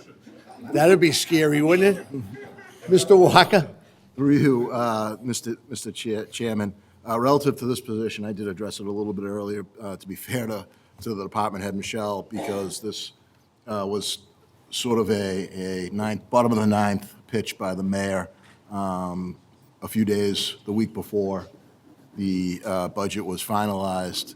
I think the question that you asked, Michelle, can answer, because there are some existing programs that they do there. What this person would be responsible for is, in a full-time way, outreach, coordination, setting up meetings, going to seniors, figuring out what the issues are, handling them on a case-by-case basis, in addition to some of the broader outreach and programming that Michelle already has, coordinating that as part of this, and then coordinating with the police department on the law enforcement potential when these cases do arise. We've seen so many of these out there in the last couple of years that it became clear that if we had the availability and the capability to do something special like this, that it made sense for us to do it. But again, there are, and Michelle can answer some of the questions that relative to what does exist, but the goal would be to enhance everything that already does exist and provide really a unique perspective on trying to tackle that on a local basis, on a case-by-case basis, and really getting out in front of this with the seniors. Counselor Minton, you have the floor. Thank you. So again, my question is, what resources do you use currently for scam? Sure. Thank you, Councilor Minton, through you, Councilor McCarthy. We have had over 4,000 seniors come through the senior center this year, so far this fiscal year, since last July 1. As I said, 2,000 plus active members. Our outreach team has helped over 800 seniors with vital support and resources throughout the year. As far as programs specifically geared towards scam and fraud, we have the Norfolk County Sheriff's Department that comes in to do some scam prevention workshops. Quincy Police Department Community Police Safety Session is held every year in September.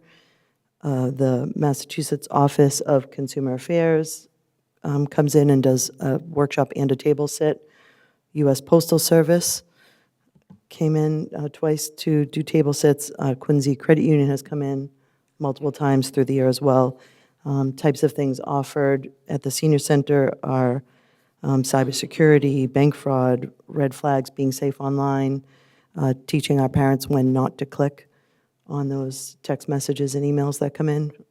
We spend a lot of time doing that, especially with our computer instructor and her one-on-one appointments. We also offer our own quarterly class on scam and identity fraud. Thank you. That's a lot of education coming from different aspects.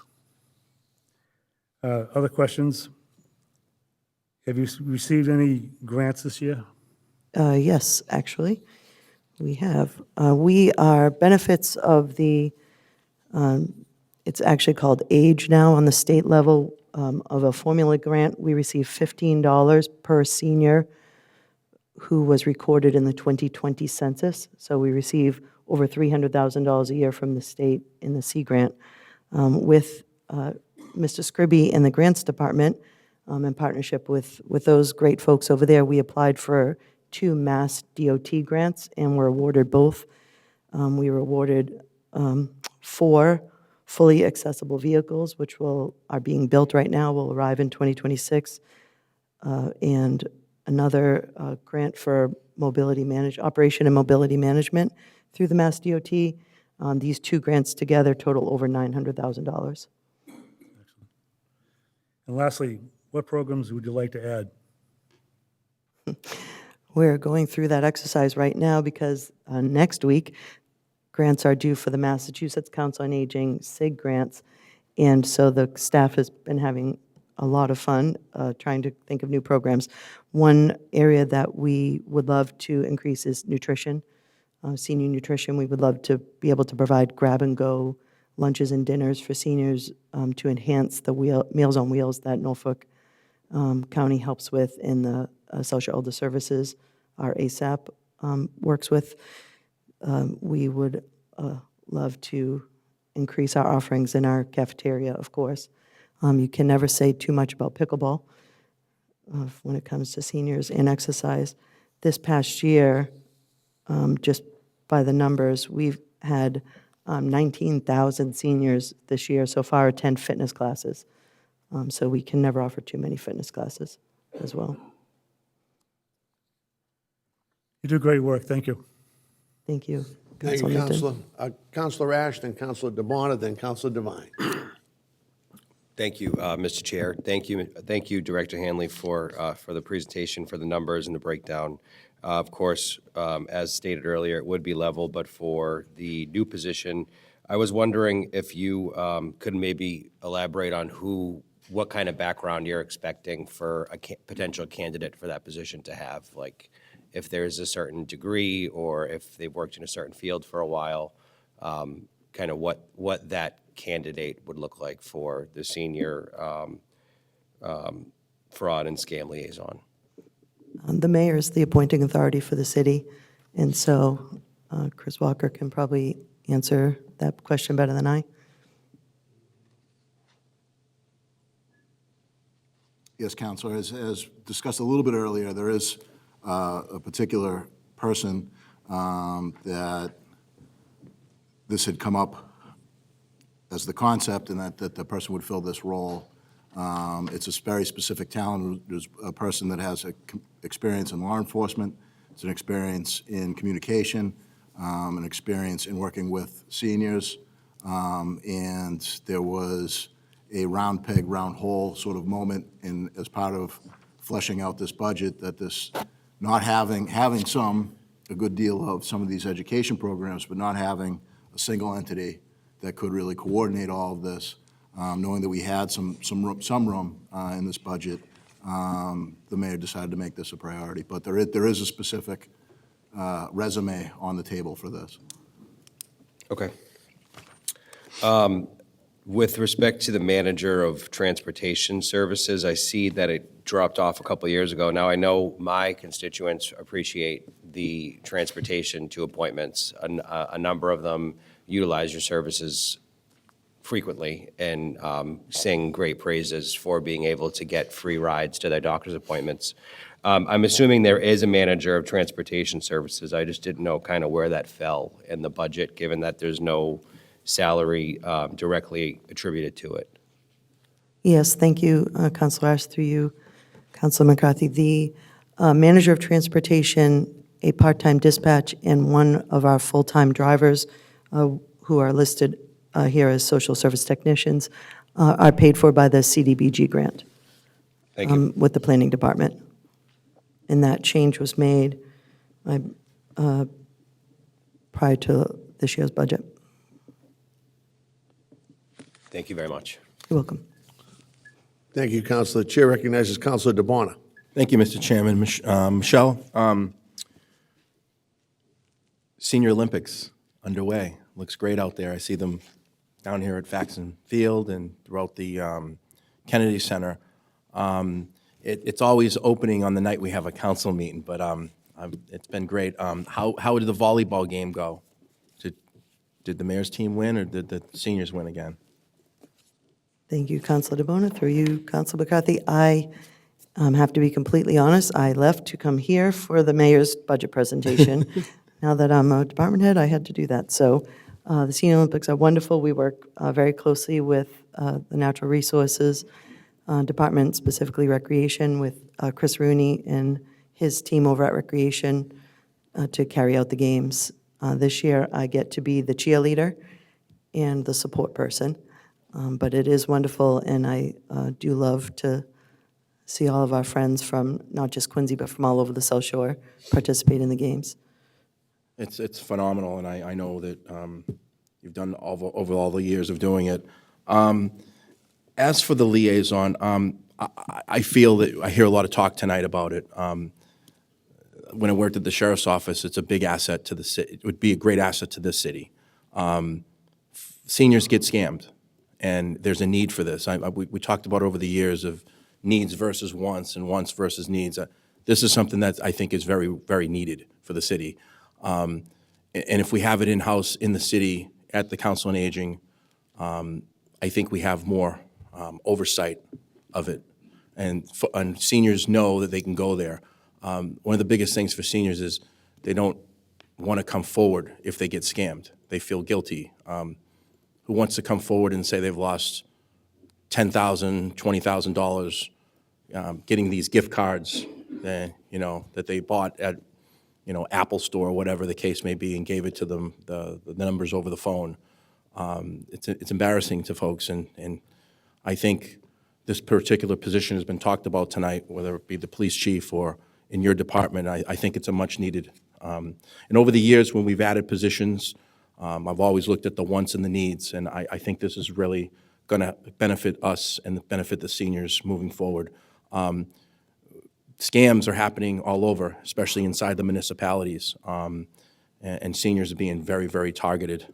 So I think it's a much needed. I'm going to support it in this particular budget. So I'm looking forward to whomever's in the position. Thank you. Thank you, Michelle. Thank you. Thank you, Counselor. Chair recognizes Counselor Devine. Councilor Minton asked a great question, and then he sparked about the grants in food and nutrition. Please keep me informed, because I think that's a great thing. When people get older, they're proud, and they don't like to ask for things sometimes, and nutrition at any age is very important. So please keep me informed. Anything I can do, I definitely would support everything. So, Thank you very much, Councilor Devine. We do run the best cafe in the city with a $3 chicken salad sandwich, chips, and drink combo. That's pretty good. They're waiting. Can anyone go in? Can I get it? Sure, you can come visit us, Not a 440 East senior Bonham. yet. Not as old as these guys. Just the seniors. Motion made by Counselor Harris. Seeing no more on the motion, on the subject, all those in favor? Aye. Opposed? The ayes have it. Thank Thanks, you. Michelle. Thank you very much. Health is up next.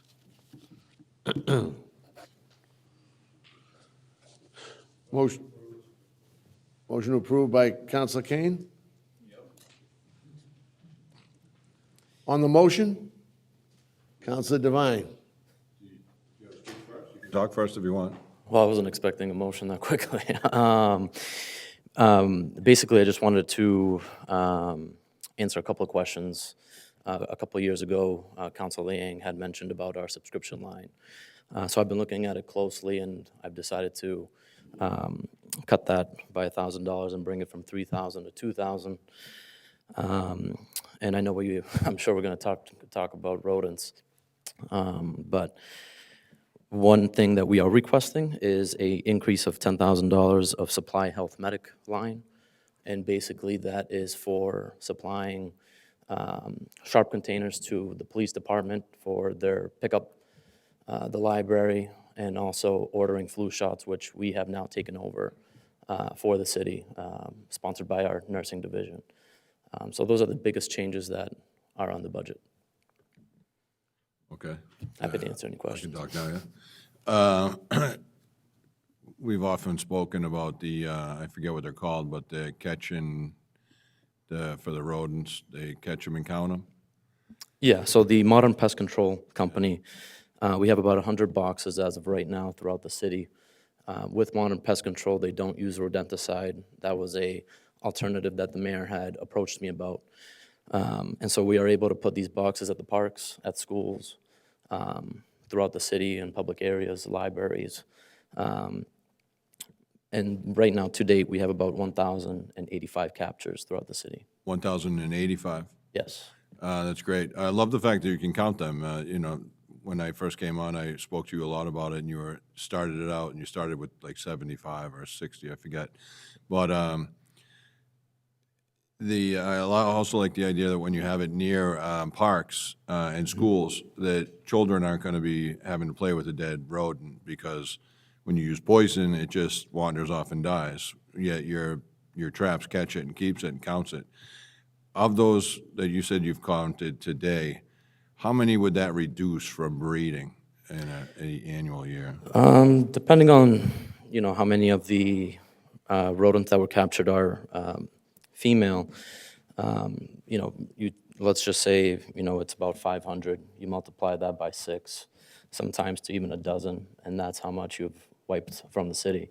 I will say this year's rodent program has been a little bit interesting from the past 5 years.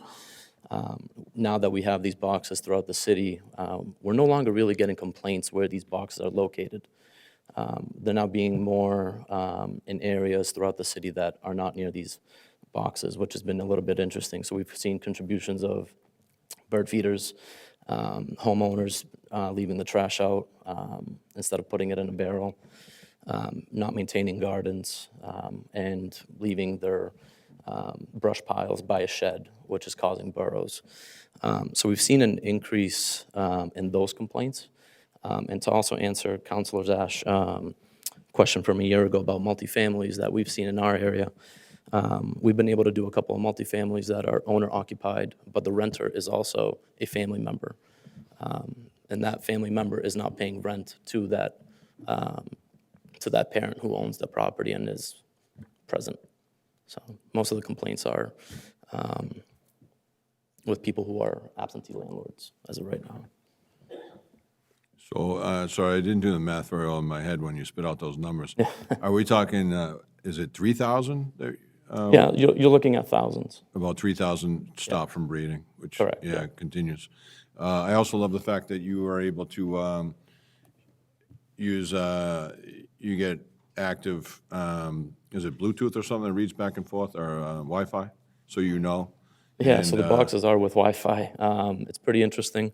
It collects data in real time, so we know when the captures are happening. Yeah, so if they're not using them, if they're not active, you move them, right? Correct, yeah. Yeah.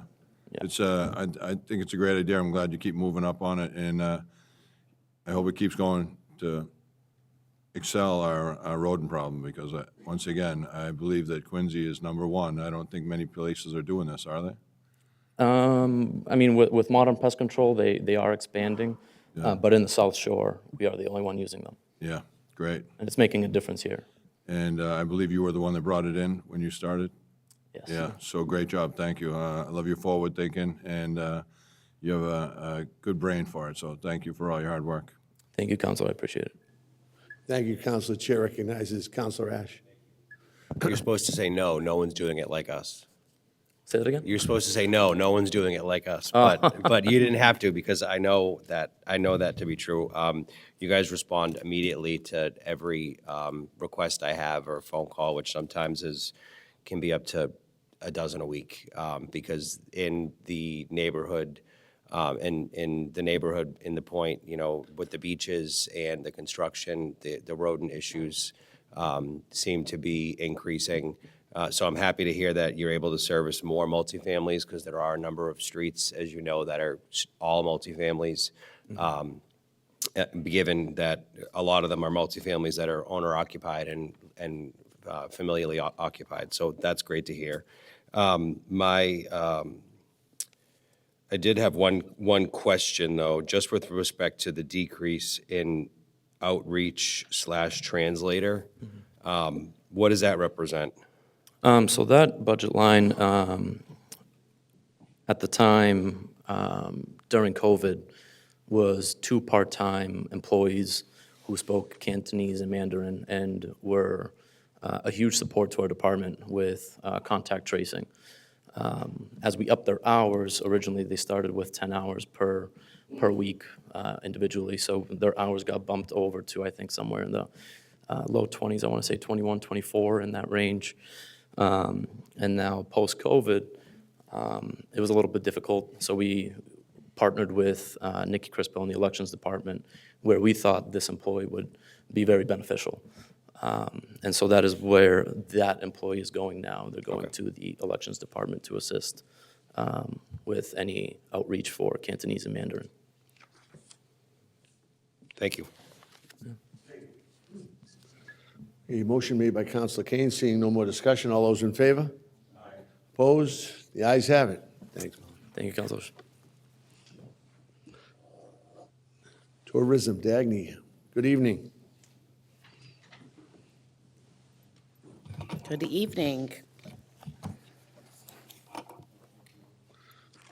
Motion approved by Counselor Kane, is that you? Motion approved by Counselor Kane.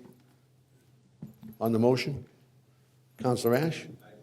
Through you, Mr. Chair. Thank you, Dagny, for coming in. I know with the tourism department / Discover Quincy, there's, you're a small crew, but you try to get a lot done and you succeed in most of that.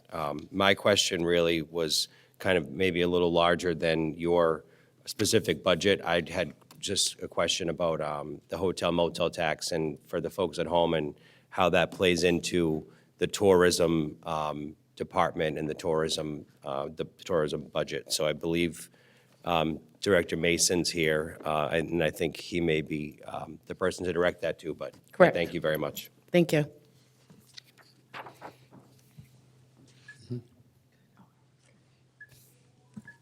Good evening, council.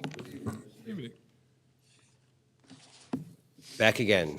Back again. It's, I had some questions come in recently just related to Discover Quincy and the tourism department and how the hotel motel tax either funds or supplements or plays into setting that budget. So I thought it would be great if you could maybe elaborate on that for me so I have the information to pass on. Yeah, absolutely. So hotel motel tax it's a home rule petition that is a home rule that's adopted by municipalities, and it allows them to charge a surcharge for, it's actually called an occupancy tax, is technically what they call it at the state level, and it's a surcharge that goes on top of people staying in hotels and motels, just like the name says.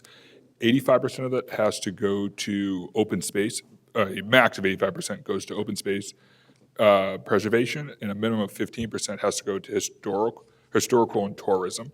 Now, you can take some of that 85% of open space and move it to tourism and historic, which is what we do in Director Ashley's case. We like to say that also supports debt service. It supported the Quincy 400 initiative. We do like to often say, those are tax dollars that are definitely not paid for by City of Quincy residents because City of Quincy residents don't stay in hotels in the city.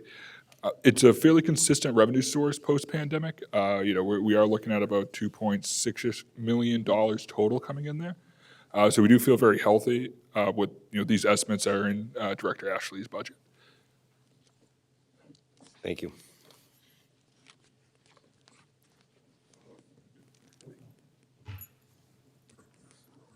That's all. Thank you. Thank you. Yep. We have a motion by Counselor Kane. Seeing no more discussion. All those in favor? Aye. Opposed? And the ayes have it. Thank you. Have a good evening. You too. Downtown. Motion to approve, and on the motion. Hi, Mary. Good evening. Motion by Counselor DeBona to approve, and on the motion, Counselor DeBona. Thank you, Mr. Chairman. Mary, good to see you tonight. This is a very important department, downtown district, and over the years, you've done a great job with outside. Hancock Adams Common looks fantastic out there. We do a lot of events, we do concerts, we do tree lighting. We do the General's Bridge, a General Bridge Park area that stretches out to there. This is a gateway into our city, and you and your crew and your staff and your department do a great job. Over the years, I've had conversations with other colleagues on here at the time. I supported you 100%, and we have to understand that this is the cornerstone of the entire city right here in the downtown. So I want to thank you for all your hard work, and I'm happy to support this. Thank you. Thank you. Thank you, Counselor. Seeing no, any more discussion on the motion? Just one thing.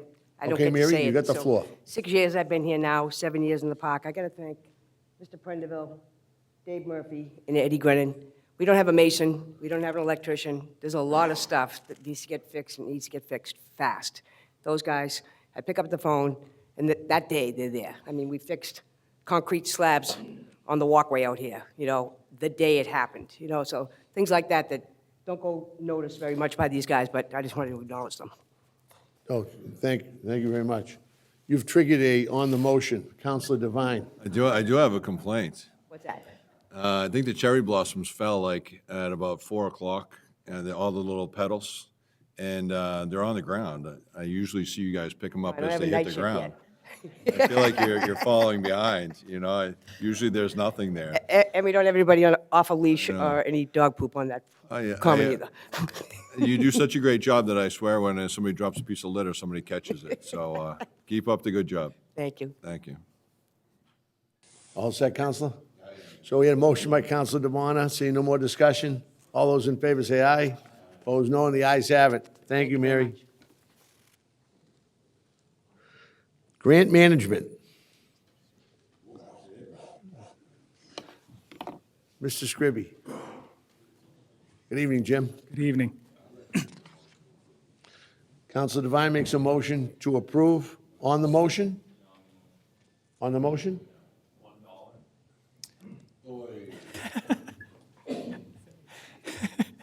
I asked for a raise and I received it. I think that may have been a rounding up, but I'm not sure where that dollar came from. $1. We have Mr. Huh? Yeah, can you put that in the form of a motion, please? Well, we'll overlook it this year, but. Yeah. Thank you, Counselor. Counselor Devine? Oh, Yeah. Counselor DeBona. Right ahead. Thank you, Mr. Chairman. Good to see you tonight up there. I really appreciate it, Jimmy. Talk about collaboration. You have to work amongst other departments. Where do you think the area that you're doing the most grant writing in? What particular departments that you can go back to the well and say, okay, we can do this yearly. This is one that, the state kind of does. How do you go about doing business, really? Well, we're really a shared resource and a centralized hub between the entire city. A lot of cities, a lot of the departments have, they go to the well for the same programs year after year. A lot of them are competitive grant applications where it takes a little collaboration, to your point, and they may, the program may allow for different departments to apply for that grant.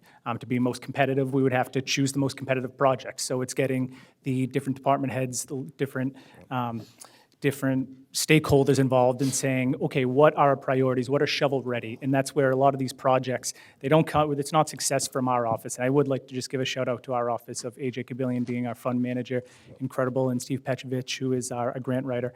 And we do a lot of to a collaboration of choosing the right projects. And these projects have years in the makings. They're not just writing a story today of a project that's a thought bubble. They're whether it's public buildings, DPW, whatever the project is, it's years in the works.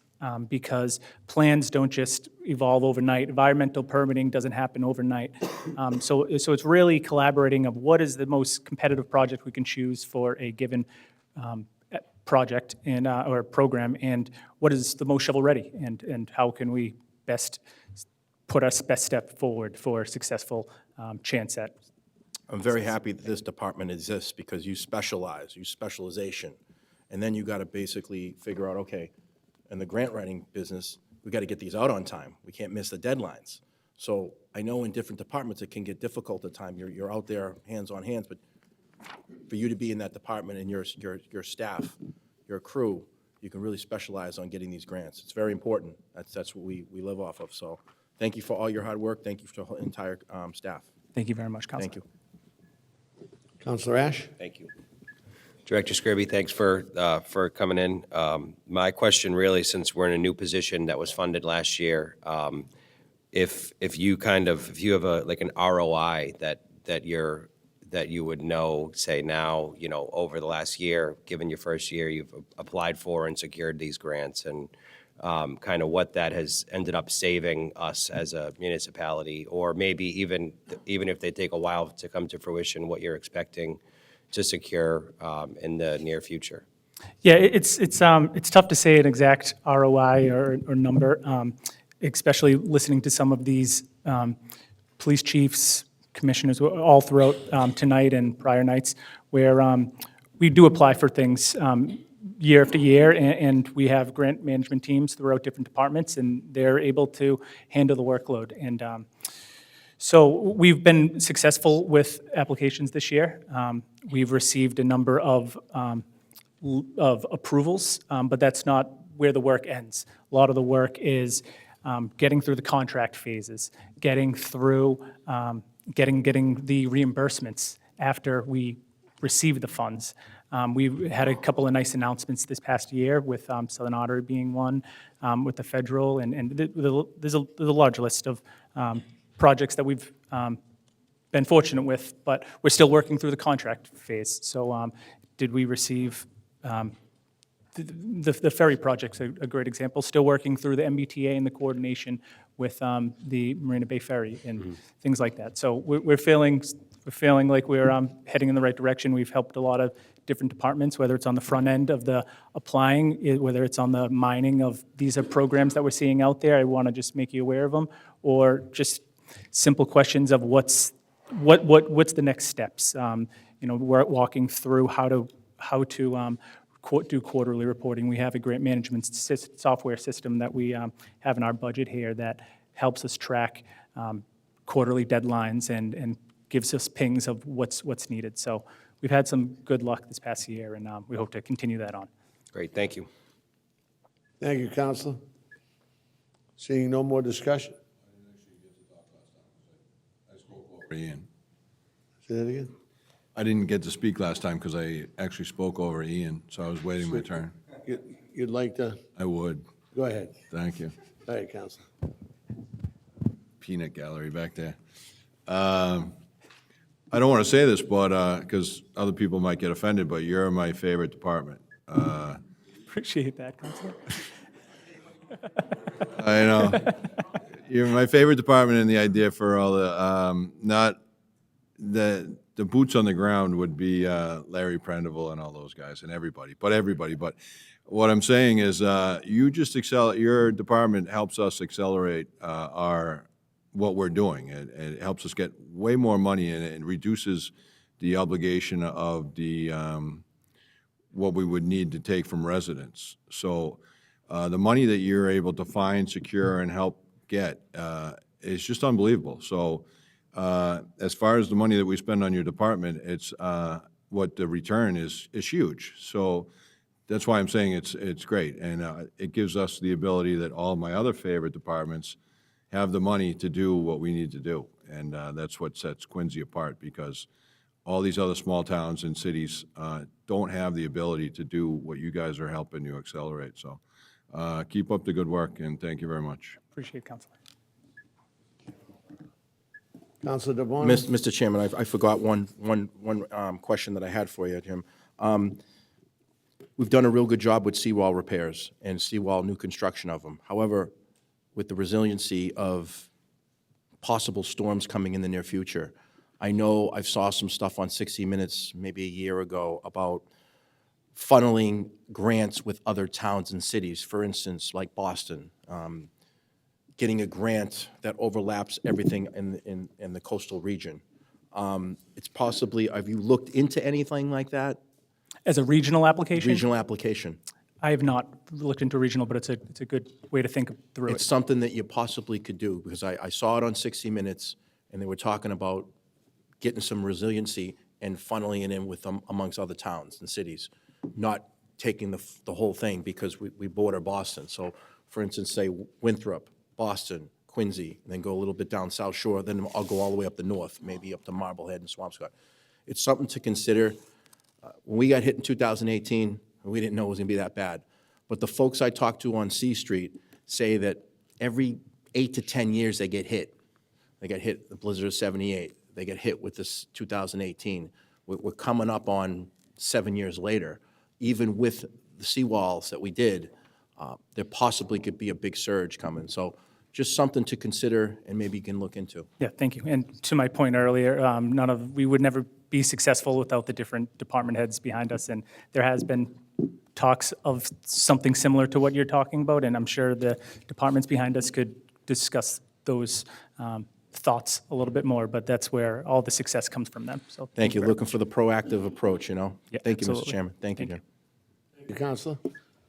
So a motion made by Counselor Devine, seeing no more discussion. All those in favor? Opposed? And the ayes have it. Thank you, Mr. Scribby. very much. Thank you, everyone.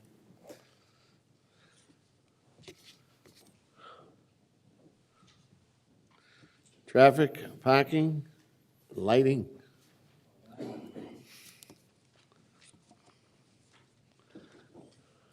Now, this is where Counselor Devine can't change any of that favorite department stuff. No kidding. Remember, right? Motion approved by Counselor Kane. On the motion? Counselor DeBona. Thank you, Mr. Chairman. Well, there've been some very, very important departments that have come forward here tonight, so we have to, folks in the audience last night, they were all over us for not asking questions. We didn't ask the mayor enough questions. And this is where we deliberate. This is where we talk about the budget. So, Sure. Ed, you've done a great job over the years. It's been an undertaking. We've gotten a little foot on a lot of the funding. Getting back to the funding that we have, I know DPW did a presentation as well as with you with funneling other funds from state and federal funds to do over streets and all that other stuff, but I know that tails into your department as well. It's been a cold winter and it's been a lot of rain. Now, does that hinder with the rain out there doing your jobs and stuff? Is there anything that gets hindered because of the rain being so significant? I mean, today's been nice, but it's been a lot. Sure. A lot of our maintenance work is it's all outside, so it's extremely weather dependent. We're painting the roads, we're painting the light poles. When it's cold, it's very difficult to put new poles in the ground. We are certainly weather dependent. We do the majority of our work in the spring, summer, and fall. And as far as like the bigger construction projects, it was a colder winter than we've had over the past few years, and it's been a wet spring, so there have been, some battling with that and battling with schedules, but I do think on the whole, we're making good progress despite the weather.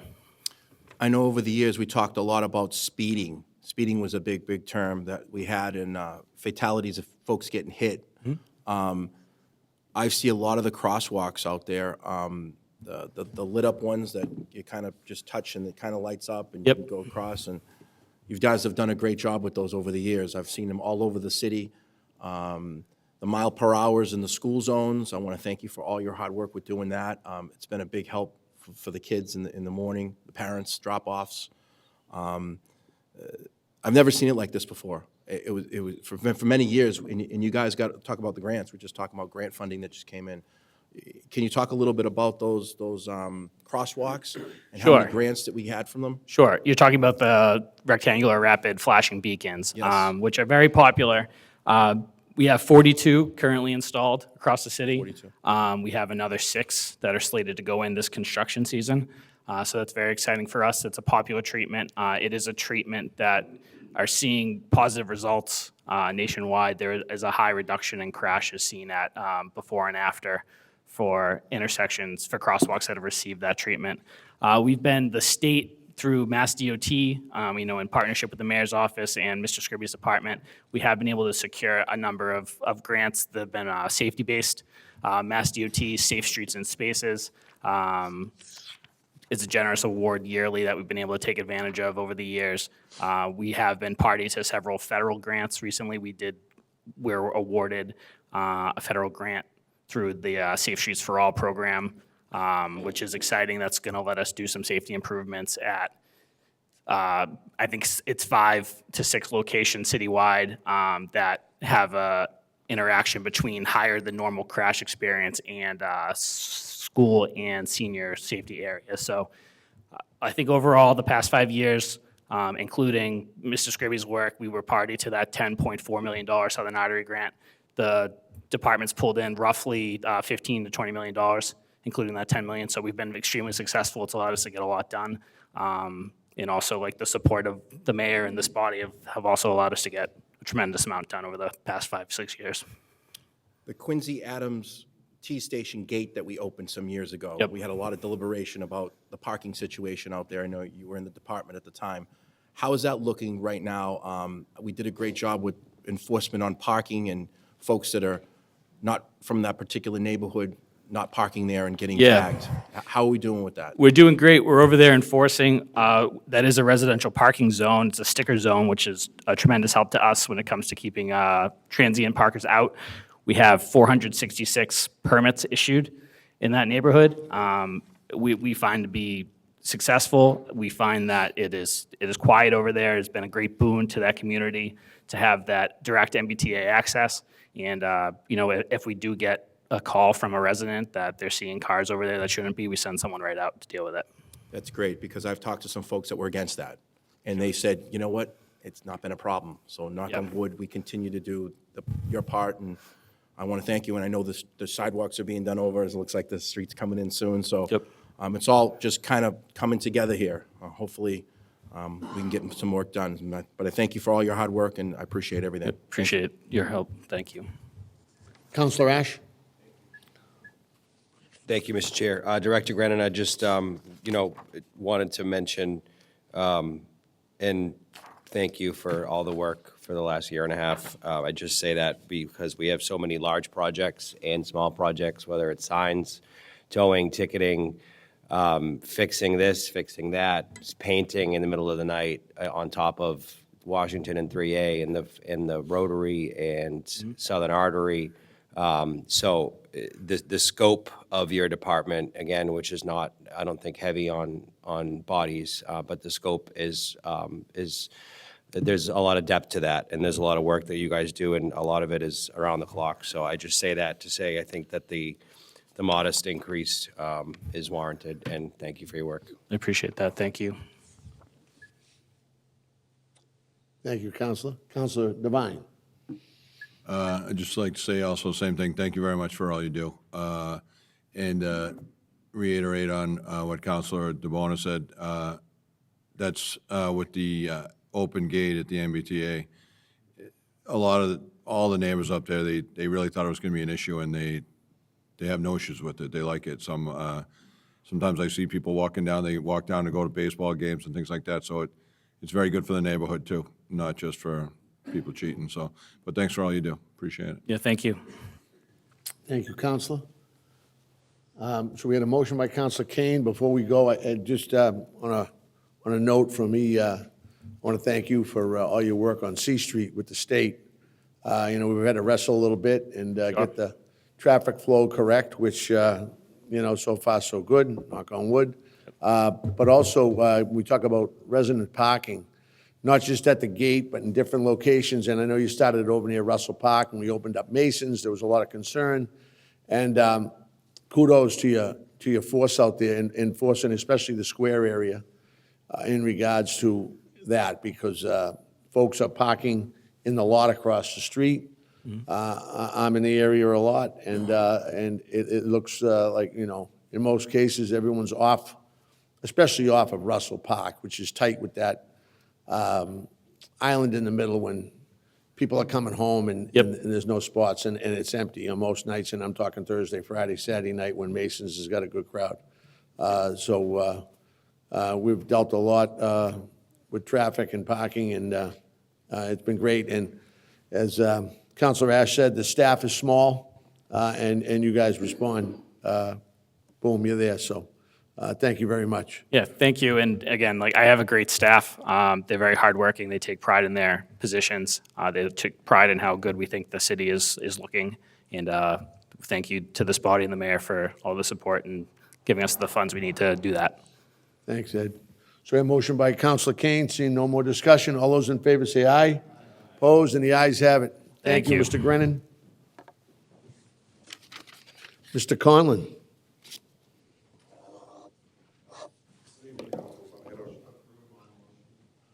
Motion by Counselor Kane to approve, and on the motion, Counselor Kane. Hi, Rob. How are you? Good, and yourself? Good. How's workload these days? It's pretty good. Yeah. I can't complain. Oh, I mean, this is the time to do it. I've been an assistant, Charlie Dillon, so Hey. he's the new assistant commissioner, and it's certainly helped a lot. Okay. I just, you guys carry a huge burden for the city. So, we always just want to make sure that you have enough. I do, but thank you. Okay, great. Thanks. On the motion, Counselor DeBona. Thank you, Mr. Chairman. How are we doing on the blights out there? Any blight properties? Are we It's probably condensed down? 15. I mean, they're all being taken care of. We've got a number of them in court. That's a long process, unfortunately, but for a city this size, it's not bad at all. I think we've got 28,000 buildings. We probably have 15 blighted properties. Some of them are in probate. Some of them, people have issues that have been going back years and years, and we're keeping an eye on them. About Doing the best we 15 right can. now? About 15 Yep. out there? Some sitting in probate? A few were probate, a few people have personal issues, some of them have been inherited by a large family and, they're squabbling. So we keep writing the tickets, and the treasurer's office is going to start with that new ordinance, leaning some of these properties, which will certainly help my office get these fixed faster. And sometimes, the folks are not even living in the state, so it's been tough to get a Correct. hold of them, and I know we've been doing this over the years.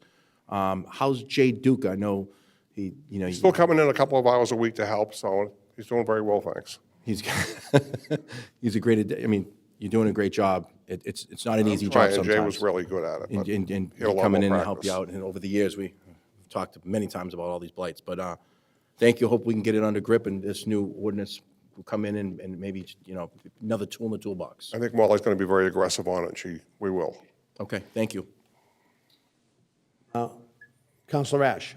Thank you. And no real questions, Director Conlon, just, I know the folks see the services, the inspectional services that your office provides, but then also there's code enforcement, there's a legal housing task force, which is a conglomerate of law enforcement, inspectors, and really trying to combat properties that aren't being used correctly, whether they're being used commercial, whether they're residential properties being used as commercial, or properties being oversaturated with residents and tenants, and everybody involved in that process does a wonderful job. So, you might not think of that operation or that arm as an extension of the inspectional services. So I just wanted to highlight that and say that you have a great team, and I appreciate all the hard work. I appreciate the compliment. It is a great asset they have, the illegal lodging house team that goes out once a week, and they always find something, so. Yep. No, I frequently, for me, it's Paul Martin and Charlie Dong and Ken Burke, and they're all great assets, so thank you. Thank you, Counselor. Okay, motion made by Counselor Kane, seeing no more discussion. All those in favor say aye. Opposed, no, and the ayes have it. Thank you, Thank councilors. you. Natural Resources. Good evening, Mr. Murphy. Good evening, Mr. Chairman, members of the council. It's my pleasure to present to you the three divisions of the Department of Natural Resources, the mayor's budget for proposed fiscal '26, the cemetery department budget, the park budget, and the recreation budget.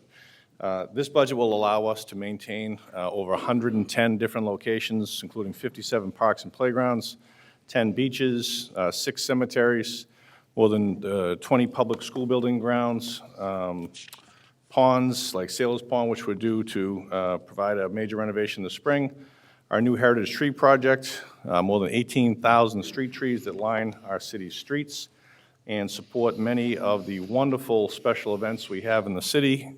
Shameless plug alert, Flag Day is coming up on Saturday, June 14th. It is being considered the Quincy 400 celebration. It'll be the largest and probably best Flag Day parade in our city's history. Again, it's Saturday, June 14th. It steps off at 6 p.m. this year, which is an hour earlier to accommodate the amount of bands and floats that we have.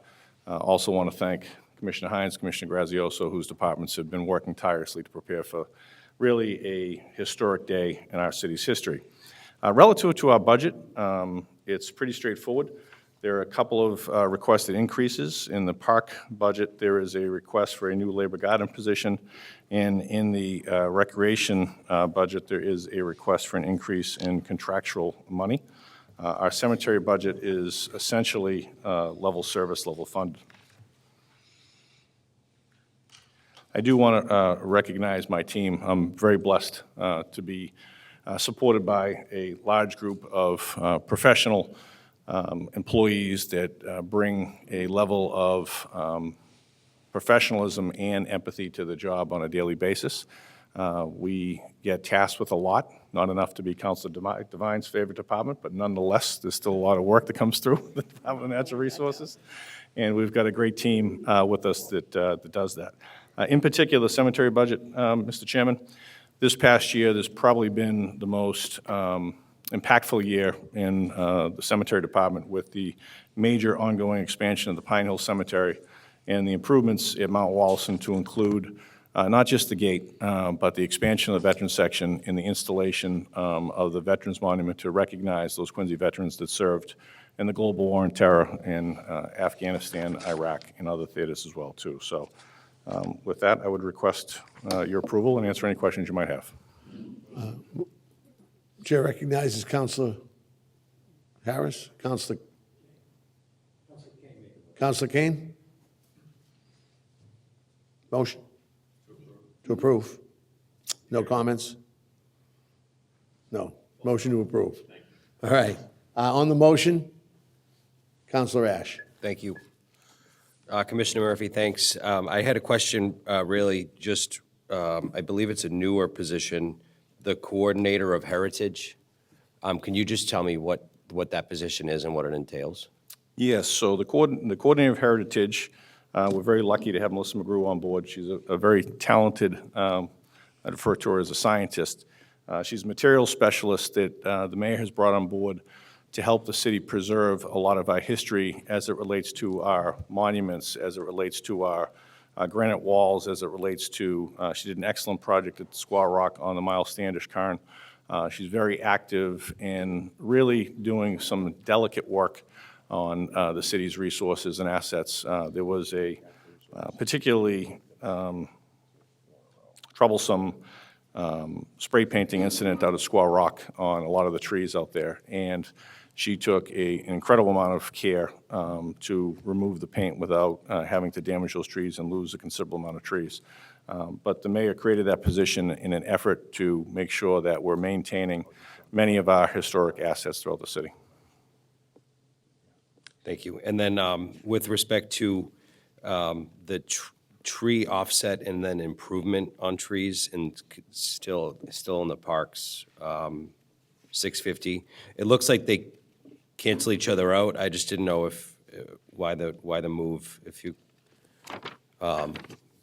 could tell me, just it looks like one account to another, but just curious to know what that move is. Sure, through you, Mr. Chairman. That is basically accounting that's done by municipal finance so that when the tree money comes in, I believe from hotel motel, it's offset. You will notice, Councilor, that it appears that there was a decrease 2 years ago from 400,000 to 300,000. We're not planting fewer trees, I assure you of that.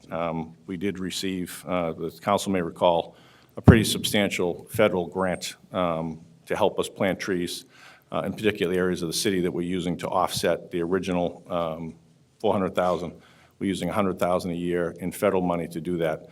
I know we've had a lot of discussions about the availability of federal grants. The detailed work by my team was significantly noted by the folks at the Federal Grant Authority and the Municipal Finance Office, and we have not skipped a beat. We received the full reimbursement for that federal grant, and we anticipate the same in the upcoming year. Thank you. I received a question recently from a constituent as well about two parcels at Furnace Brook Parkway. I didn't know if you knew anything about, I think one was a Hertz at one point, and I think the question was that the city may have purchased those lots or acquired those lots, and really just surrounding what the plan was for them. So if you are at liberty to first confirm that and then explain that plan, that'd be great. If it's something that's waiting for an unveiling at a later date, certainly I would understand that too, but. Thank you, Mr. Chairman. So the Verk site, which is at the intersection of Furnace Brook and Southern Artery, is a property that the city acquired a few years ago. As part of the Quincy 400 celebration, the mayor has authorized a heritage tree program where our department will be not just installing heritage trees within our existing park system, but creating a few small parklets around the city, and Verk is going to be one of them. We've got a plan to do some rip out the old asphalt that's been on the site, plant a heritage tree that hopefully when the city celebrates Quincy 500, they can look back at the work that was done to celebrate Quincy 400 by planting these large signature trees. A couple of other sites that we're looking at, the old Lincoln Granite site on Center Street and the intersection, the island on the intersection of West and Center. Those are the three main projects we're doing in the spring. There's probably another 10 or 11 existing parks where we'll be planting heritage trees as well. These are large signature trees, anywhere from 6 to 8-inch caliper trees with a plaque commemorating a portion of the city's history to celebrate our 400th anniversary. Thank you. Thank you. Thank you for that. I've gone down a slippery slope now because I've started naming names, but, you know, yourself, Doc, Mike, Maureen, I have an affinity to Maureen, but, you know, that's a different story. But thank you all for your hard work, and thank you for the questions and elaborating on those. Thanks. Thank you, Counselor. Counselor Devine? We're Just cemetery? yeah, then we'll go to other things. Okay.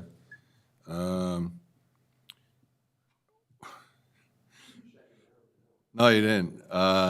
So we talked yesterday, you weren't here, but we were talking about the completion of the Pine Hill Cemetery. And it's a great resource for us. It's an asset because we now are going to be able to sell those plots. And Mr. Mason briefly talked about it, but he said it's about $500,000 worth of property there that we'd be able to sell for the lots. Is that accurate? So there are a total of 13,000, about 13,678 new grave spaces. So depending on how many spaces and when they sell, we're looking at about $2,050 for every single grave we sell. So ultimately, the goal of the Pine Hill expansion project is to be, at worst, revenue neutral. I do think over the course of the long term, that $14 million borrowing to expand the cemetery will result ultimately in taking in more than the $14 million that we spent to expand it. It's also important, Counselor, I think, to point out that the expansion is a critical, important piece from a human side. Mr. Gibbons, the General Foreman, could tell you the personal interactions we have with people who are grieving probably at the worst time of their lives, that may not be able to drive down to Bourne. They may be an older person that doesn't have mobility, that needs to go through the grieving process here in Quincy. We had another woman who lost a very young child and had the opportunity to move that child from where she was interred in town into Pine Hill so she could visit the grave more often. So I do think there's a practical side of this, and then there's a quality of life human side of this that I think is shouldn't be overlooked as we talk about the cemetery, because I think public cemeteries, there was a former counselor that used to often question me about why is the city in the cemetery business? And I will tell you, working with some of the particular stories, and Mr. Gibbons could probably share 10 times more than I could, I think they play a critical role in our city, and I think expanding Pine Hill not just is going to make financial sense for us, but from a quality of life and a service standpoint, is going to provide a level of service that can't be measured. I agree. I think that's very important. I just like to, it's great knowing that we'll be able to make some money back too at it. And somebody just put on Facebook a light video or picture of the waterfall that's created, so it's very tranquil. It's peaceful for people to go there. So I'm very proud that it's in Ward 4, which is my favorite ward, in case anybody wants to know. Thank you very much. Thank you, Counselor. Counselor DeBona. Thank you, Mr. Chairman. Commissioner, thank you for everything. The first thing I'm going to talk about is the huge thank you up at Quarry Hills, the ball fields. Oh, we got cemetery, oh. Everybody was going, oh. That's it. More comments on the cemetery? If not, we'll get a motion on the floor by Counselor Kane, and we'll get that approved, and we'll go right to Park Department. No further discussion. All those in favor say aye. Opposed, no, and cemetery is approved. Next item is Park and Forestry. Motion approved by Counselor DeBona, and on the motion, Counselor DeBona. Thank you. Sorry, it's confusing because it's under the natural resources, but there's 3 different subheadings, I guess I could say. Just want to thank you for the Quarry Hills additions up there. The ball fields are maintained by the Quarry Hills Associates, have been doing a great job. We started the season early, before April vacation. So we were out there April 10th, 12th. It was a lot of rain. It was just tough up there. It was cold still, and they've got a grip on the rain. But the rainouts that happen across the state of Massachusetts, that's happening everywhere. All these different ball fields, it's just not enough time. There's too much rain out there. So just want to thank them for doing their part, but also you doing your part. The bathrooms were painted over. They were done over. They look great. The flashing in the building for the concessions, the new flashing on the top, I had spoken about it with you. It looks beautiful. People are complimenting on it. So it's a collaboration amongst your department as well as Quarry Hills working together. And that's what's really important. We've got to work together. And the conditions we spoke about many months ago, but thank you for doing that. Came in here at 6:30. We had a ball game at 6, and we talk about ball games all the time. Just up there with my boy playing to the 12-year-old. So I just filtered right down here to the 6:30 and got into the budget hearings. But thank you on that part of it. Furnace Brook Golf Course, it's beautiful. The clubhouse has come out unbelievable. It's a home run. I know Councilor Kane worked very hard with that, as well as yourself and your department. It looks great. Folks can get different memberships for it, and you guys have done a great job. How's the clubhouse going right now? Through you, Mr. Chairman, Councilors, before I get off the Quarry Hills topic, I do need to recognize Commissioner Hines. His folks are really instrumental in the building improvements we made up there. Within a day or so after our conversation, I called Commissioner Hines, and he had his folks up there. So I appreciate the credit, but it really belongs to Commissioner Hines. Yeah. Thank you, Commissioner Hines, as well. Thank you. As it relates to the clubhouse, it is important to mention Councilor Kane's leadership on that project. It was a multi-year project to replace that clubhouse, improve the park as well. Things are going exceptionally well up there. We had a fantastic team that put together the project, the architect, the contractor, the help from our other city departments. It was really, once we got to launch the project, it went as smooth as you could possibly imagine. Now, what that has resulted in a significant uptick in interest up the course, and that has allowed us to, with the help of our pro and general manager, Tom Ellis, tweak the membership numbers up a little bit, which is good for the revenue. We don't want to, we've got a significant waiting list of about 215 people. I mean, there's a tremendous amount of interest in that course. What I'm most proud about is the increase in the junior members. Kids are ubiquitous up there at Furnace Brook Golf Course. Every time you go up there are young people up on the golf course playing, whether it's in the simulators or whether it's on the course. I'm also very proud that we're rebuilding the women's program there too. When we took over Furnace Brook Golf Course, we talked about the value of running it as a community golf course and really building the future of the game of golf. Our greens fees are relatively low in the market. Our memberships, I think, are affordable, and we're focusing on bringing in Quincy residents as new members. So our numbers are well ahead of last year. We're about $118,000 in revenue ahead of where we were last year. And I do think with the new food and beverage contract, with the increased interest in the course driven by the clubhouse, with increased revenue coming in on the simulators, that we're going to run a net operational positive, close to $250,000 back into the general fund. Now, in this particular budget cycle, Counselor, that those numbers are going to get even higher because we haven't had a full year of winter use on the simulators. So it's early to project. I'd like to have a year under my belt to say it's going to be $500,000, it's going to be $600,000. But I think when we have a full year of the simulators in place and look at the revenue picture, we're going to see a net operational surplus here of close to $500,000 a year. One of the line items here, we got landscape designer. That particular item on the budget, what does that person specifically do? Are we looking for new designing of landscape, existing? How does that? Both. So I mentioned the Heritage Tree Project where we're building these new parklets. We actually have a couple of folks in those positions right now that are wildly talented. One came from the private sector who was basically a project manager for an outside landscaper that did not just design but construction. So this person can not only scheme out and design the park, they can actually go out and build it too. We have another gentleman who's been with us for a number of years who's a very talented, I'll call him an amateur horticulturist. He's the gentleman that you see planting flowers all over the city.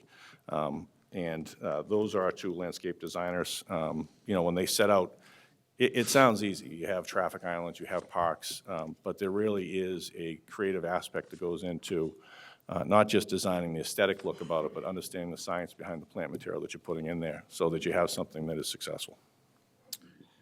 I'm going to get into trees. The tree inventory that we have in the city, have you gotten a synopsis of the entire city? How's that going? Yes, it's fantastic. If you go onto our webpage, you can click on any tree in the entire city and find its size, health, and species. That's great. You can also click on a link to an app that'll tell you basically the amount of carbon sequestration, the amount of stormwater diversion, the amount of oxygen it generates, and the potential value of that tree itself. So working through our tree warden with an outside contractor that was supported by this council a couple of years ago, we were able to do a full inventory of all 18,000 trees. And it's a bit of a rabbit hole, so I just want to warn you, if you do go on the city website and you start clicking on trees, if you're like me, you'll get stuck doing it for 45 minutes looking at trees all around the city. But it's extremely informative, and I hope that it builds some stewardship. So, we have an opportunity to tell the story of why those trees are important, because as much as we love trees, not everybody does.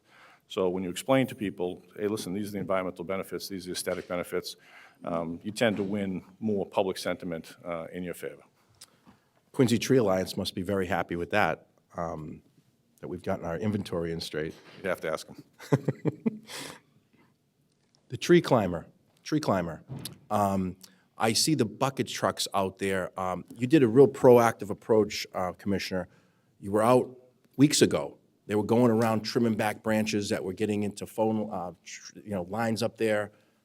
I was like, wow, this is great. They're out there proactively approaching this thing rather than looking for things that are already issues. So just want to thank you for that. On the tree climber, is that for just going out trimming back branches, or how is that, or is that for taking down these bigger sized trees? Those two positions are essentially our two bucket truck operators. So to your point, Counselor, I think you've heard me say in the past that we'd like to get to a point where we weren't completely reactive. We'd like to assign a crew to a neighborhood and have them go out and not just do removal of dead trees, which are happening fewer and fewer and fewer, but do some preventive maintenance, do some trimming, do some cutbacks, answer some of those residents' requests in the neighborhood. And we're slowly getting there. We're not there yet. There's still a bit of reaction that we have to do. But we are moving with one of those crews to assign them to a neighborhood and have them be most efficient by staying in the neighborhood and doing that preventive maintenance on those trees throughout Squantum or West Quincy or Quincy Point, wherever they may be. Are the bucket trucks in your department, or are you overlapping with DPW? Do you have your own? We have two bucket trucks, two active bucket trucks, Great. and a spare. That's fantastic. Just overall, I'm going to stay with this particular budget. I'm not going to get ahead of myself because Mr. Chair might not, so we'll just stay with Park and Forestry. I just want to thank all the parks are doing great out there with the baseball season, softball season. Kudos to Doc Baldoherty and your entire crew out there for doing everything. It's been a rainy spring. A lot of rainouts across the state of Massachusetts. There's going to be a lot of double headers, I guess, to make up. Pitching's going to have to be there for some of the kids, but there's going to be 4 days in a row. So and that's we can't do more than that. I heard it was raining out there just a little while ago. So, but anyways, thank you for all your hard work. Thank you for your team. Stay in that. Thank you, Mr. Chairman, Commissioner. Thank you for all your work. There's just a lot that I'd like to talk to you. I'd probably start off with you're really in contention for my favorite department. Thank you. Grazioso hasn't gone yet, so we'll see how that goes. But I wanted to start just with the First Brook, and you've heard all the accolades and Mr. Hines and all the work that's gone on. I want to give you credit for managing the entire process as far as expectation goes for the neighborhood, the respect that you show the neighborhood, and the work that went into it. We started down a path, and I think, we listened, you listened, and the mayor listened, and the city listened. And I think that, there's no way that you're ever going to be perfect, but I think the very good and great happened as a result of just listening. The neighborhood itself, I think that would have to agree that it was tastefully and respectfully done, and the end product is incredible. If you haven't been up there yet, it's really exceptional. It's a legit, incredibly done project that really is a full-service restaurant right in the middle of a neighborhood that was a favorite place for so many people for so many years, and I think that you deserve a lot of credit, and the design team and the mayor to envision that deserves a lot of credit. I think it's something that it's an asset, I think, to the city now, and something that I look at and say, as far as the next steps, where can we take it to the next steps, and while maintaining that tasteful and respectful piece to it. Is there any, what are there bookings that have already happened as far as the event structure itself? And also, is there any thought to bringing someone on to create a buzz and maybe the social media piece to it and making it, there is that delicate balance, but I think that this is a place where we could actually see a spike in revenue beyond just the golf. Through you, Mr. Chairman, Councilor, we had this discussion this very week about looking at our numbers, looking at our cheat sheet, and trying to thread those multiple needles of being located directly in a residential neighborhood, but still maximizing the potential without offending the immediate neighbors. As it stands right now, the buzz or the bounce that we've received from the publicity around the new clubhouse, our golf pro GM, Tom Ellis, will tell you that there was a Tuesday that we had a full tee sheet, which I don't know has ever happened in that course's history. On a Tuesday, it wasn't school vacation week. It was a nice weather Tuesday. That's a good sign. And I do want to emphasize that we're trying to thread that needle with maximizing its potential while balancing its location. And as it relates to events of those nature, it's a 9-hole course. We're pretty good for those small corporate tournaments, and we've booked a few of those. A new hall, people are very interested in renting the hall for various events and such. We've made a policy early on of saying that we're not going to conduct, or we're not going to rent the hall, if you will, for events during the golf season, because we don't want to pile golfers, people interested in the restaurant, in an event, all in the same location with the parking lot we have in the neighborhood that we're in. So we've developed a policy that rentals, if you will, of the facility will take place essentially from Veterans Day at the end of golf season through the end of March. So if people want to have a holiday party, a shower, or something of that nature, there's a window of time in which they can do it, but it won't conflict with golf season and then potentially overload the neighborhood. The opportunity is great. I think being conservative and finding that sweet spot is super important. It's probably, this has to be said in the right way. Someone who lost a relative recently said that, there is no one place in the Boston area. Luckily, we have it here. We have a lot of places that we can, but there's a perfect after services for a death in the family. It's a perfect spot. It's again, one of those beautiful areas. Revenues on the golf, I know we had projections. I know you said you can't really project, but like where you had the projections from last year to right now, like is that in line, way ahead, way behind? Through you, Mr. Chairman, there's still very much projections, only because we're still in the infancy stage. Sure. I do think that there is a novelty, given the functionality of the simulators. So, most people associate simulators with, you can play Pebble Beach or St. Andrews or play some different courses when it's raining out or in the wintertime. And, we expect to be running leagues and all kinds of events down there to draw traffic down there when, we're off the typical golf season. Mm-hmm.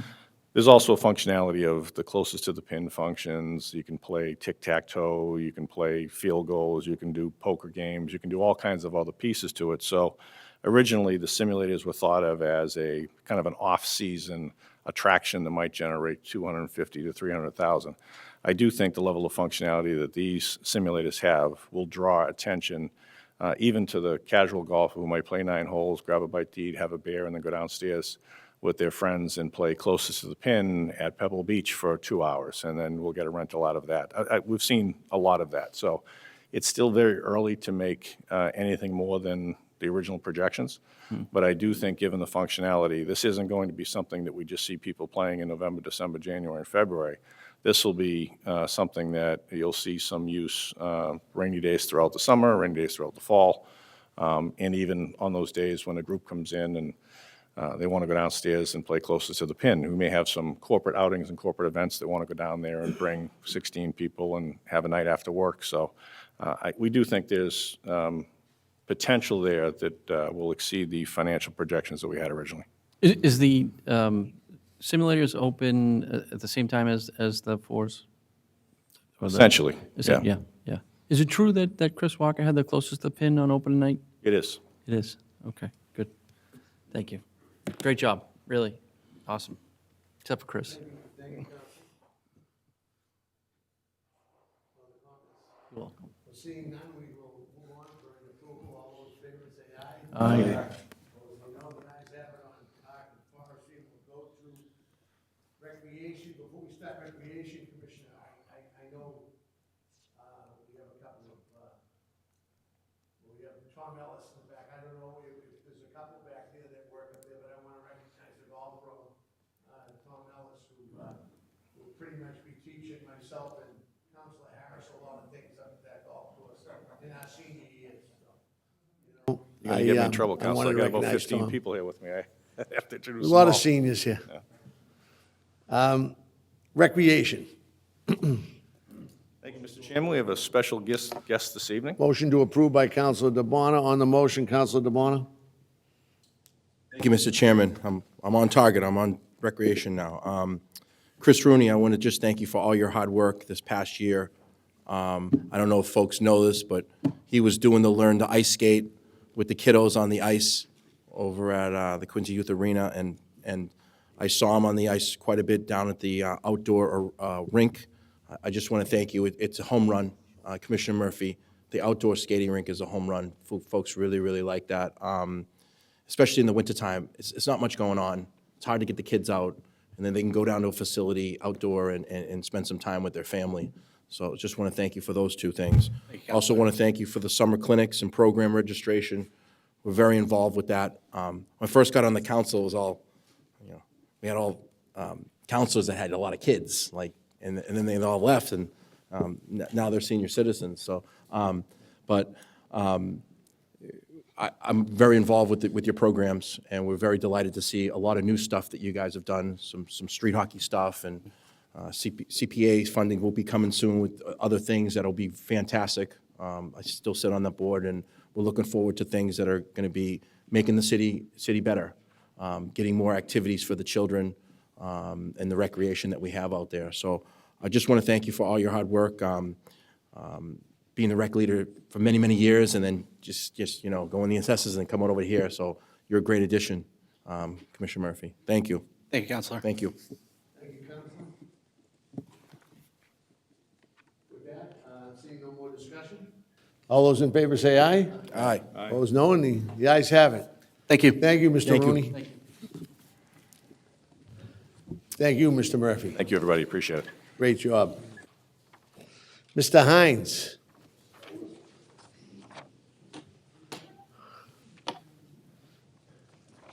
Good evening, councilors, Good evening, committee Mr. members. Hines. How Thank are you you? for having me. Before I start, I promise you I will fix that squeaky door that's driving me batty. I don't know if you guys have blocked it out or whatever, but it gets to you. So I do want to thank you for having us here. I do want to thank Mayor Koch for all the support that he's given to my department in continuously, seemingly, coming forward with appropriations, whether through the annual budget appropriation or through the CIPs that we've had the benefit of having over the last number of years. I'm starting, I believe, my 8th year in this position, which kind of blows my mind. But throughout that 8 years, the council, whatever constituted at the time, has always been very supportive of the Department of Public Buildings. We've got a large job to do. For many years, it was deferred compensation. But we're very diverse in what we do as well. I've said it before, but our department really sets the stage that every other department acts on, literally and figuratively. Every time there's an event outside, we put up the stage. The high school graduations, we do the stage and everything at the stadium. We're all over the place in many ways you wouldn't understand. So the support that we get and the funding we get is very well placed and very much appreciated. And I, for one, have to give kudos to my team. I would be very embarrassed standing here without the people that are behind me, whether my administrators, my project managers, the tradespeople with their incredible skills, the custodians, the HVAC team. They really do, by and large, do a great job. And, some of the stuff we do in-house, people are amazed that it was done that way. Some of the woodwork that they replicated at 74 Greenleaf and stuff that matched 170-year-old wood is just incredible. Their talents continue to amaze me.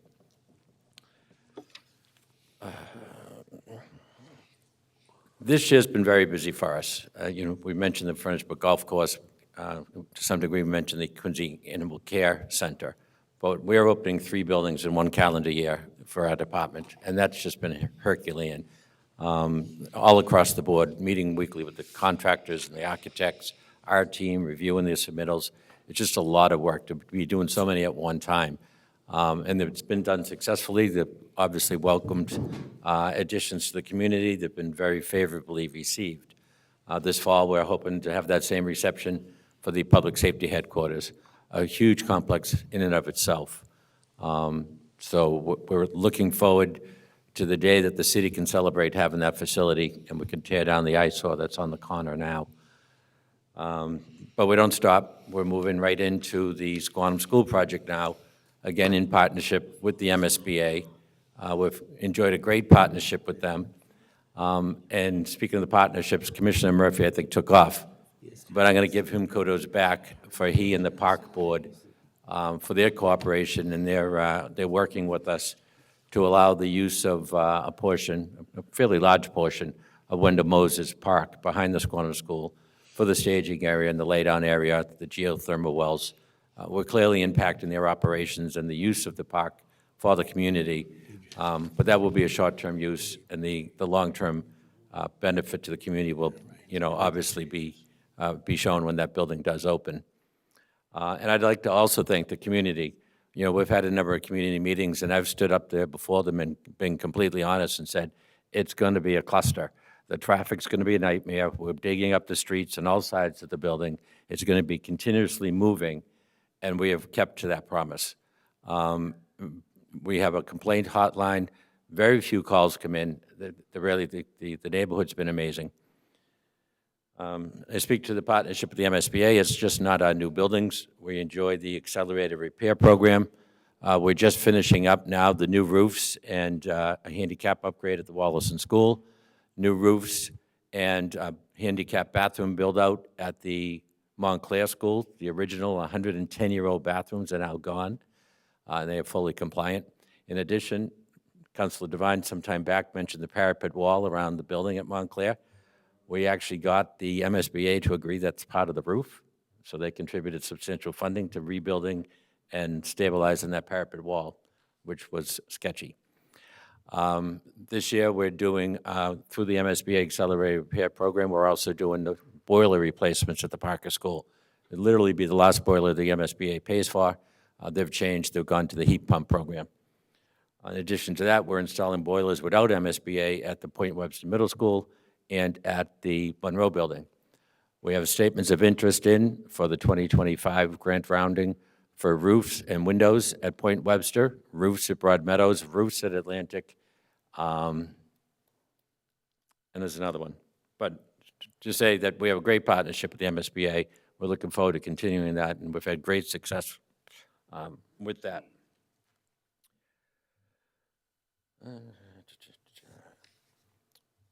A couple of departments in the council have discussed grant writing and the participation and success in getting grants. We've had a new focus in my department. We've got a new hire, Margaret LaForest, who they've kind of reconstituted the old Shelley Dean position, expanded the role across the city more than just to the buildings. But Margaret has been a bulldog in chasing down these grants and these incentives. And I say that lovingly. There she is. But literally, it's like, oh God, it's her again, what? But it's been very successful.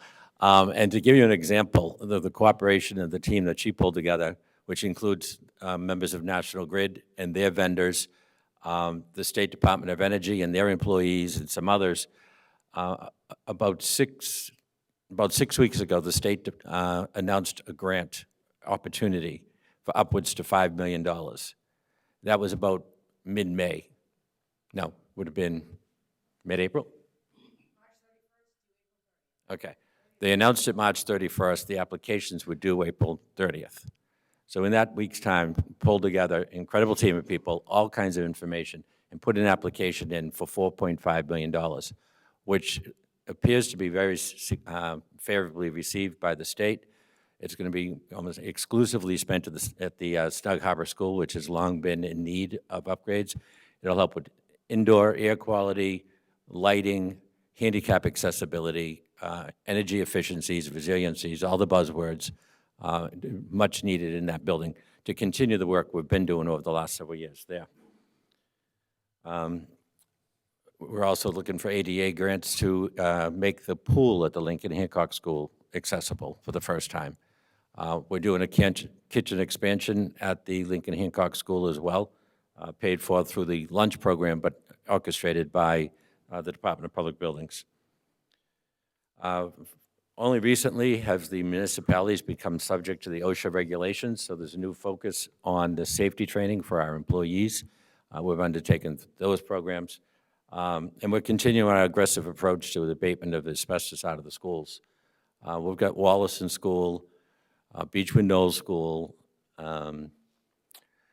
Bernazani School, 50 to 100 to 110-year-old buildings are now free of all known asbestos in those buildings. And our consultants think we're crazy. The state audited me because they thought we're falsifying records.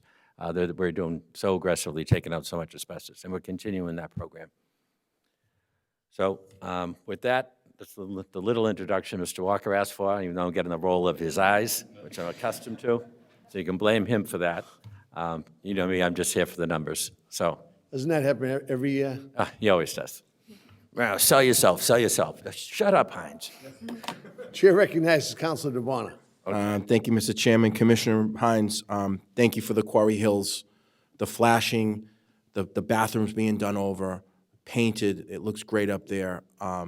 Quarry Hills is doing their part with the ball fields, getting it up in par. You guys did a great job with the concessions and the bathrooms.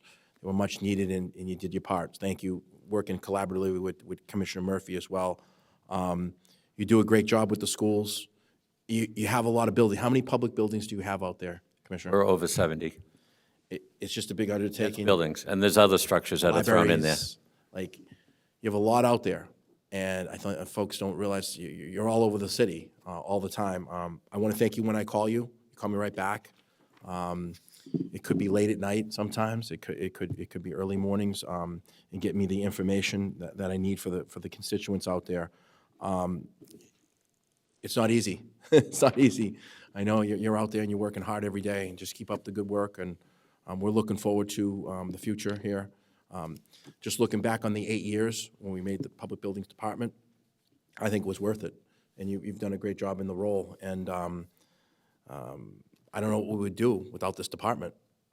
How would we get all this other stuff done? So I'm glad you talked about the grants and the overlapping and the collaboration amongst the different departments. So thank you, Commissioner.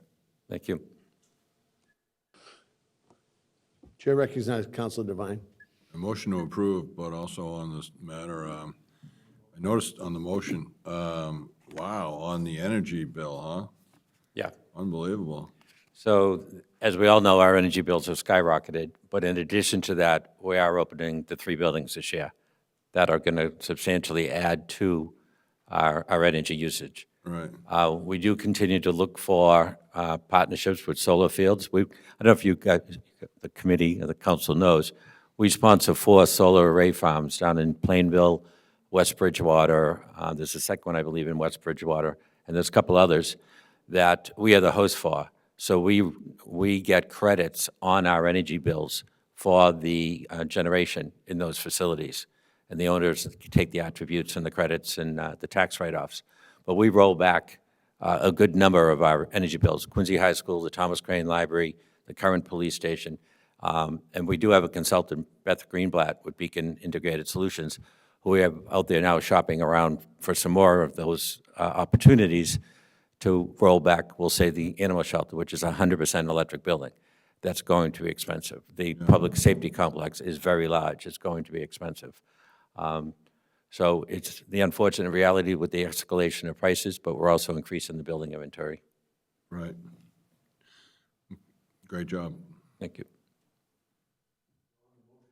Councilor Ash. Thank you, Commissioner Hines, for the presentation. I had some questions, but, well, you know what? I'll start with just a couple questions on the higher increases. Yep. It looks like a sizable increase for building custodian. Correct. How many building custodians do you have? How many new hires? Well, I guess how many did you, and then how many new? How's that? I'm going to say I've got 11. How many are new hires? There's 3 new hires. The starting salary in that position is just about $50,000. And we've added 3 at this point, 1 for each of the new buildings. There's the animal shelter's got a full-time, Furnace Brook has a full-time. We filled a position that was long vacant, and I believe wasn't funded in the past. We're also anticipating in this funding the hiring of another full-time for the larger Quincy Police Complex, the public safety complex. That's not taken into consideration with this projection, right? That is in this projection. It is, okay. And so one for each of the 3 new buildings, sorry, my apologies. How about the project manager position? Looks like that's going up a bit as well. Yep, so that's a new hire. And there was an opportunity that was presented, and the mayor suggested that we follow through on it, and I'm very glad that we did. It's a great quality employee. We really got to the point that we were kind of hamstrung, that we just didn't have the bandwidth to carry out the things we needed to do. We're always getting calls from the departments, and, geez, sorry, I got to put you off, sorry, I got to put you off again. We just couldn't get to things. And this particular employee's got a great background in masonry and masonry repairs and historic restoration of buildings, which comes at an amazing time. You know, Montclair's got a lot of masonry work. North Quincy High School has a huge amount. The Thomas Crane Library, the Richardson Building, that beautiful historic asset, it's just got terrible condition of masonry. So the eyes with that specialty, looking at those projects from the design up, is going to really give us a better project, but definitely save us money in the long term. She's already, dialed back the scope at North Quincy High School, and rightfully so. There was a kind of an overstretch on scope there, so there was a savings there alone. So are you going from 1 project manager to 2? Is that right? There's one that's partially funded in my department and partially funded, I believe, by Parks, Don. So there is one addition to the complement that we had. Okay. And then how about shelter manager? Looks like a new position. Is that the animal shelter or is it? That's the animal care center. So it's the three functions in the one building, plus a very large building. And we couldn't be like, that's your problem, that's your problem, that's your problem. So we needed somebody that coordinated the day-to-day operations of the building, and coordinate its care, its maintenance, repairs necessary, things like that, oversee the custodian, those things. Okay. And then I'm going to ask you for an update on the Fall River Clubhouse, which I can imagine you anticipated, but I know there's been some exciting developments are moving along nicely, so I figured while you're here, if you could provide that, it'd be great. Certainly. So we were successful. The mayor allotted some more of the community development block grant money to that facility. We went out to bid in the fall and had no bidders for the new roof. So we had to rebid it. We got one bidder that came in. It was a favorable price. We peer reviewed it to make sure that it was, an appropriate price, and it was. So we awarded that contract. That work is supposed to start early June, which will strip that entire roof, which needs to be done. We've already insulated the underside with the blown-in foam to keep all the dirt out of the building when they strip it. We will get the new rake boards, the new drip edges, the new roof, some structural changes, rebuilding the dormers, things like that. So it'll help the aesthetic, but it'll certainly help the building integrity of the envelope to keep it leaks everywhere right now. In addition to that, the plumbing is advancing in I call it the bowling alley room. You walk in the front doors, the long room to your left. A lot of structural repairs to the floor joists and such, and the walls and the sills in the kitchen. The structural repair is now done. Now the plumbing is being installed literally as we speak, so we can get that kitchen going. That'll allow us, once the roof is done and the kitchen's done, that allows us to abate the big long room and finally get the place behind us. Thank you. And then just finally, the topic of 74 Greenleaf Street came up recently from a constituent, and I don't know if, I believe it's a public building, but it's not my district, but one of my constituents did ask about it, so if I could have some info to give back to them, that'd be great. Sure. So 74 Greenleaf, the George Barker Estate is now a City of Quincy asset, a city building. It's been about 8 years, I think, since we bought it. It's a long and storied history, discussed this body many times. I am happy to say that as of November, I actually have my office there. I still have the office here. I will not give that up, but I'm housed down there. They're still working on the HVAC system. That's not complete, so I haven't moved others in there, but I am there on a daily basis. And the inside is done. The kitchen, what would be a kitchen if it was a home, still needs the wood floor, but it's all there in the boxes. So they're working on the HVAC, and then the building is complete. The history of it is, it was, a historic home from the 1800s that became a group home for challenged adults in the early 70s. It was non-neglected for budget purposes. The program couldn't properly care for it. It was going under agreement. It was going to be knocked down, and multifamily housing built on that large lot of land. So the historic people were upset. The neighbors were upset. The then counselor in the back of the room approached the mayor, and we came up with a solution that we purchased it. It was already off the tax roll because a nonprofit owned it. So it's a historic preservation, it's a neighborhood character preservation, and it, for the first time, will allow for a concentration of the administration of my department. Because the history of my department, it came from 3 or 4 different departments were pulled together, and people have been all over the place since. So admittedly, it's taken a long time to get there, but it was never the primary focus to get it done. It was always the schools, the firehouses, and COVID and everything else. But finally said enough is enough, and we're focused on it. So, great, thank you. Just a quick comment, Mr. Hines. I want to thank you. I know Councilor Ash touched on a lot of it, but you also came back with, a really, really good detailed breakdown of, the energy that Councilor Devine talked about, the shelter manager, the additions that were put into the budget that are all needed. I can remember when we used to talk 20 years ago, with 50-some-odd public buildings, or that was the number. I was 70 plus, and all the nooks and crannies and all the other places that you know, your crew always is a jack of all trades. I see them involved in everything. When they get the call, they all of a sudden take the public buildings hat off and become whatever. Yeah, we're And, building parade floats now. yeah, so, no, thank you very much. You guys have done a great job and put together a great department that came at the right time, and really, really stay on top of things and do a great job, so thanks. So with that, I think I had a motion from Counselor Devine. Seeing no more discussion, all those in favor? The opposed, no? Ayes have it. Thank you, Commissioner. Thank you all. Have a great evening.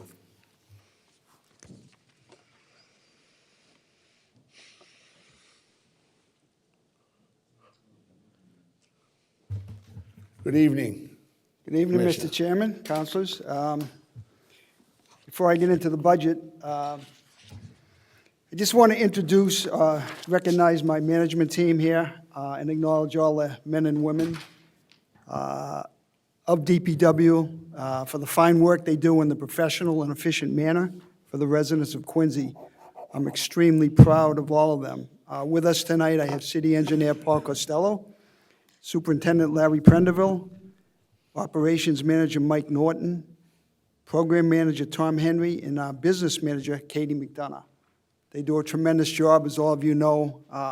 They're always accessible to everyone, to the public, to you people. I'm extremely proud of them. As most of you know, the DPW is responsible for many functions: snow and ice, trash, collection and recycling, street sweeping, pothole and sidewalk repairs, catch basin cleaning, litter removal and weed whacking.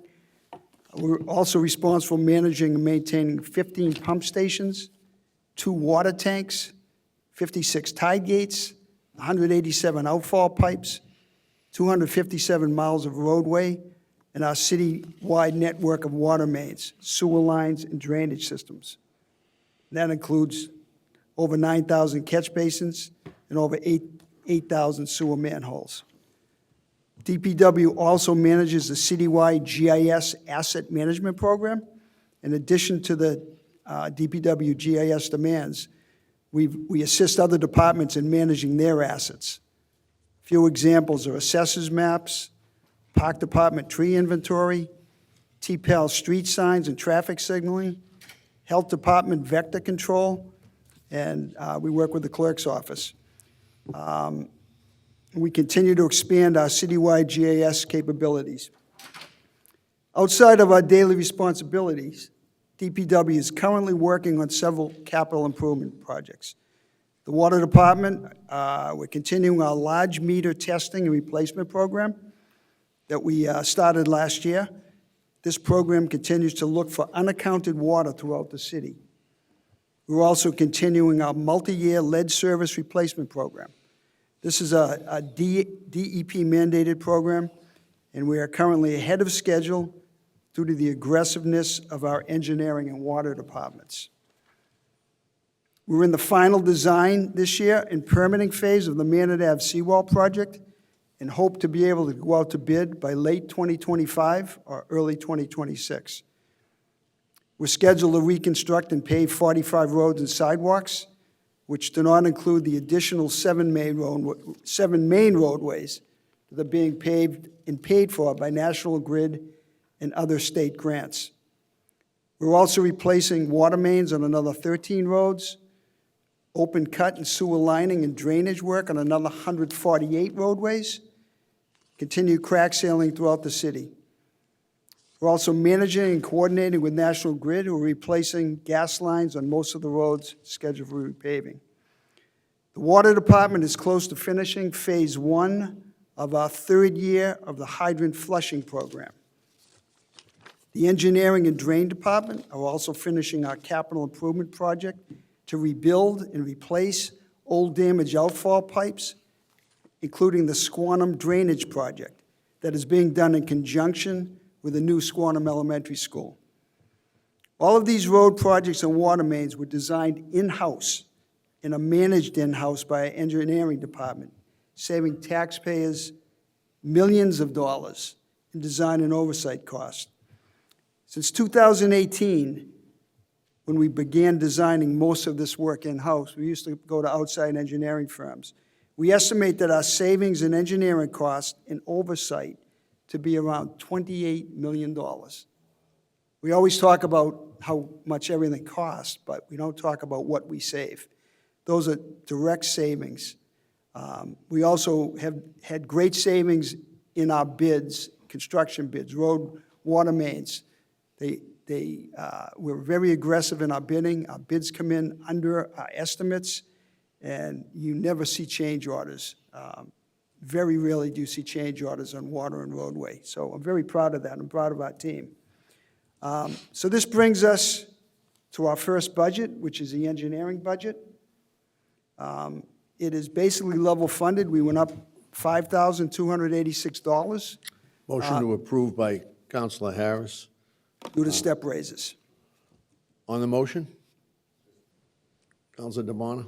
Thank you, Mr. Chairman. Commissioner, it'd be a great newspaper story. Saving $28 million would be great. That's a conservative number, too. A very conservative number. Thank you for all your hard work with that. We've been getting pounded with all this situations, and we have some savings here. So I want to thank you for all your hard work in the engineering department here, and we'll continue to move forward. I love how you've been in here for the last couple months anyway, and you've gone over all the roadways and stuff. We'll stay on engineering right now. I just want to thank the department for saving us some funds. Very meticulous. You see everything out there, and it's a good working crew. So thank you. Happy to support. No discussion?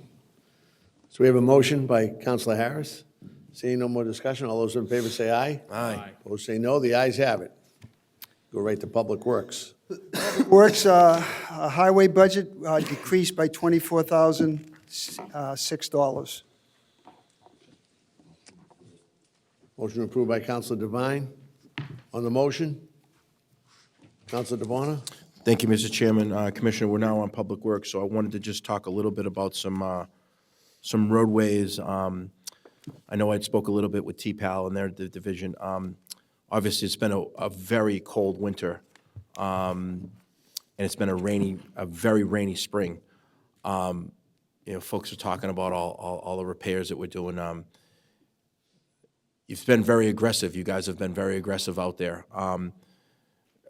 Even though we've talked about this in the past, some of the people are just watching the budget hearings now, and they want to know, can you do any paving when the rain is out there, or can you not do it?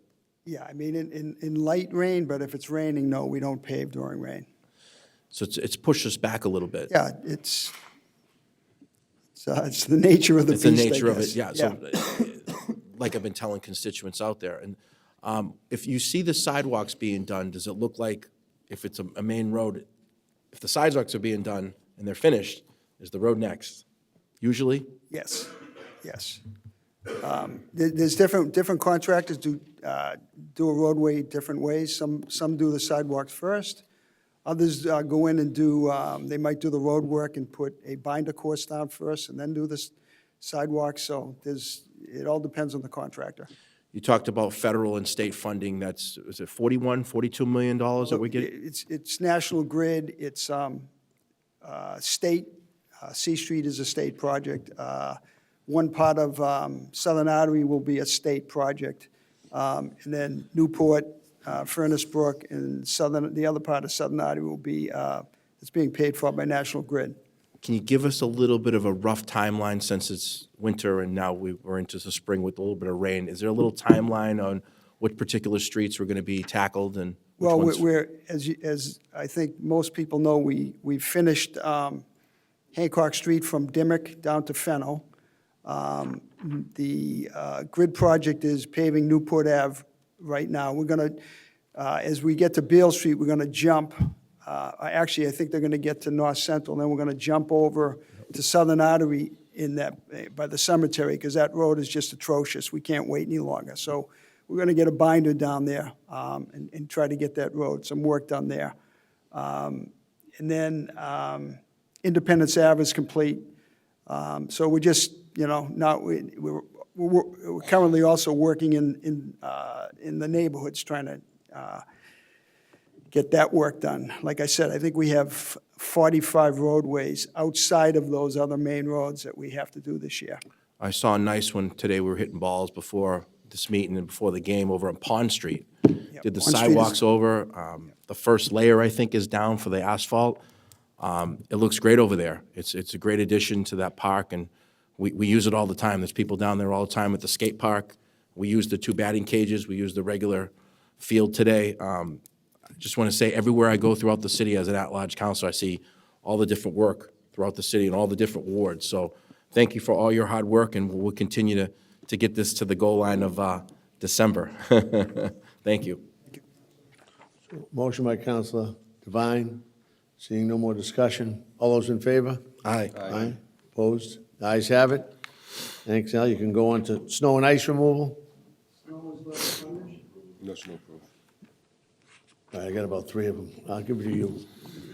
All right, all right. Motion made by Counselor Campbell to approve on the motion. Seeing no discussion, all those in favor say aye. Aye. Opposed, no, and the ayes have it.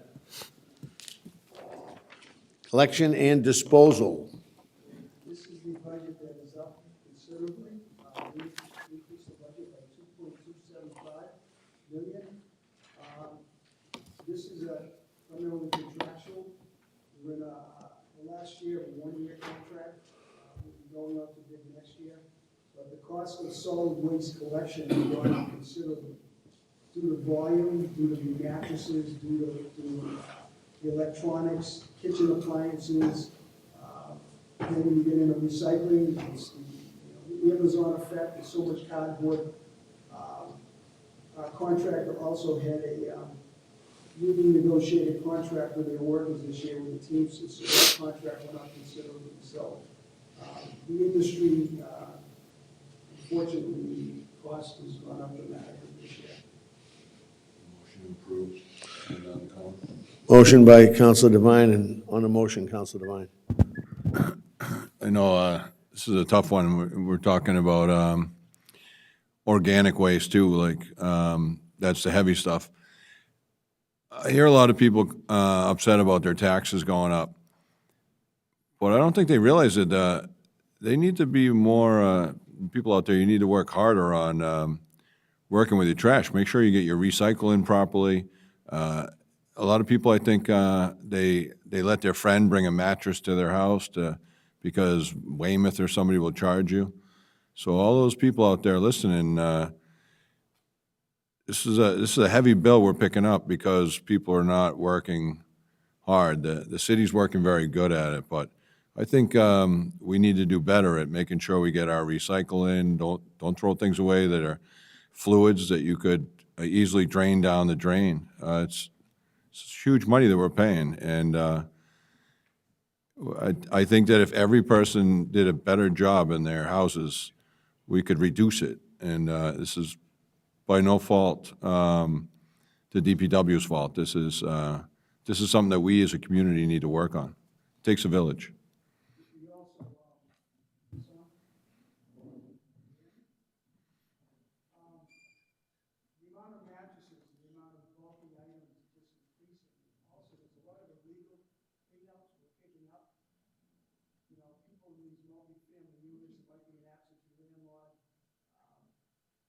Someone just moves out, they leave all kinds of stuff in the street. We won't leave it on the street, we'll get it. No, I know. Have that, but that's an additional cost to the residents. It's something we do. Mayor, it's our mission to keep our city clean, and that's one of the things we do. Yeah. We're not gonna let it become white. No, I know, it's tough, and I have no patience for absentee landlords that are having that happen, so I'm sure you're all thinking of some way to try and get around it, but I'm sure we'll come up with something, but you guys do a great job. Tom Henry always answers his phone, very polite, and excellent. In that job, and he's knowledgeable, he knows the industry, and he's does a great job. Yeah.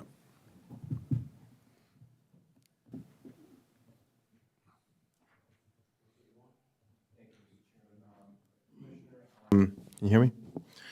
Commissioner, just across the board, the collection solid waste, do you think other municipalities are having this increase as well? Oh, absolutely. Yeah. Yeah, it's an industry-wide issue right now. Tom may want to speak to that. I don't know if but We talked, I mean, Eric Mason was up here earlier with the inflationaries and all those different things and the printing of money, but I think this is another added increase that is across the board. I see it in other municipalities. I also want to recognize the fact that, these other towns and cities, they charge extra for trash removal and disposal. And then not only that, they make you go to the transfer station to actually drop that stuff off almost on like a weekly basis. So we don't have that here. Do we charge anything extra for any disposal at all? no. No, we take it across And the board. the other issue is what we do for yard waste. Yep. I think how many weeks, Tom, is it 30? How many weeks do we do yard waste? 26 weeks. And it's been great because I see it weekly. It's been coming in weekly for the whole month of May, and I think it's into June as well. So, as the grass cuttings are getting ready to start, I started to hear lawnmowers the other day, and because it's, we finally got all this rain stuff. But that's a great addition to the city and to the residents. We really like that. You leave them out, you take care of them. When I was taking care of Ward 4 over there, they for Mr. Palmucci when he was leaving, but the trash was being picked up on Fridays. So sometimes if you miss a trash little thing and you pick them up on Saturdays, but Tom has done a great job with alleviating that if it just, they might have just missed it by accident. So I thank you for all your hard work, Tom and Commissioner. We'll move the city forward in the right direction. We'll get through this little phase. Just so you know, also, the yard waste cost of disposal has also gone up. And we're doing, seemed like last year we had a lot more yard waste for whatever reason, but it's another. What about the recyclables? I think we were outsourcing that to maybe China a few years ago, and that was, the dollar amount was going, like it was, they weren't taking as much, I guess, Correct. for the price. Yeah. So all these added fees are coming into ours. But thank you for all your hard work. Thank you, Tom. Appreciate it. Thank you, Counselor. Thank you. Motion made by Counselor Devine. Seeing no more discussion, all those in favor? Aye. Opposed? No. The ayes have it. Thank you, Al. Go to drain. Drain budget increased by $107,540. Motion approved by Counselor Devine. On the motion, seeing no discussion, all those in favor say aye. Opposed, no, and the ayes have it. Sewer enterprise. Okay, the sewer,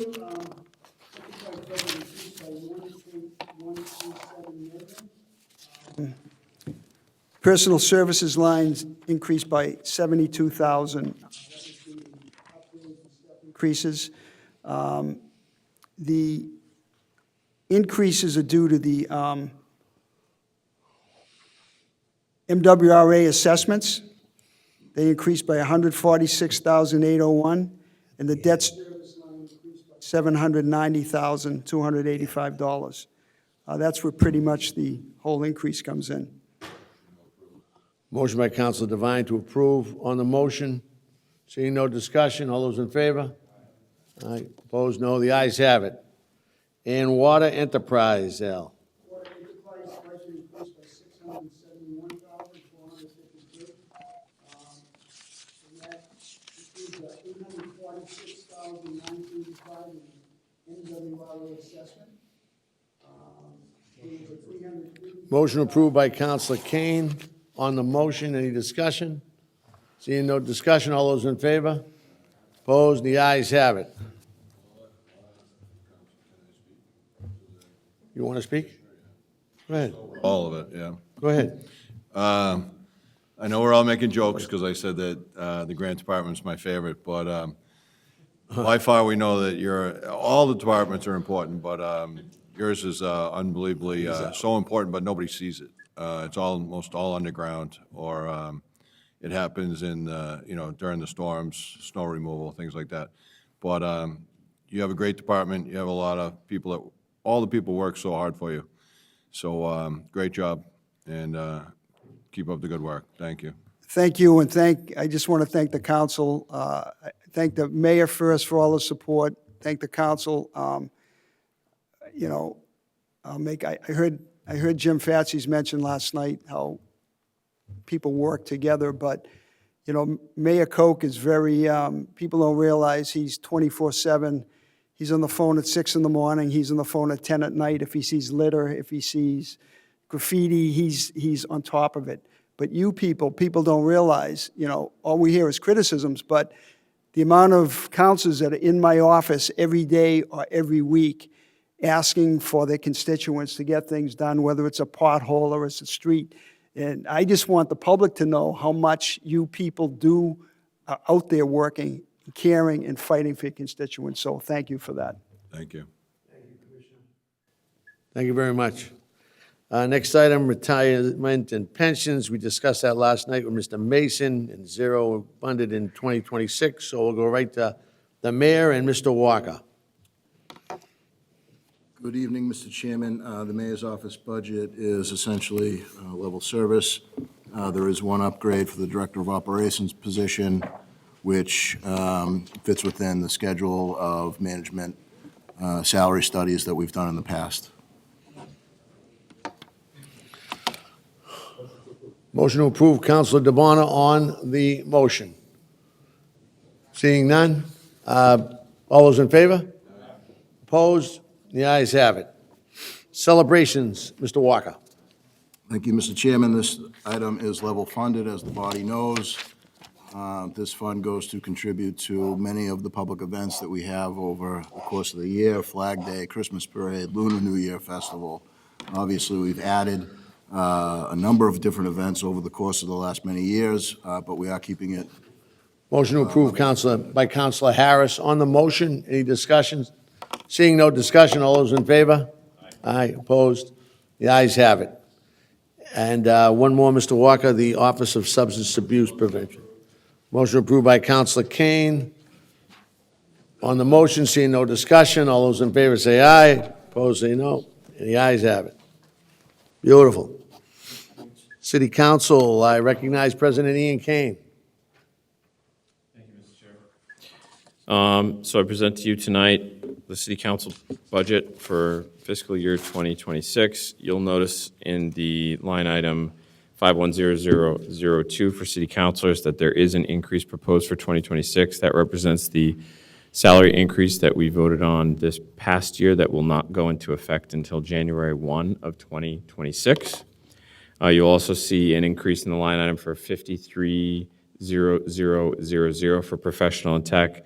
That represents an increase in the budget for advertising for any public matters that come through the council that we usually go over and are typically funded by the clerk's office.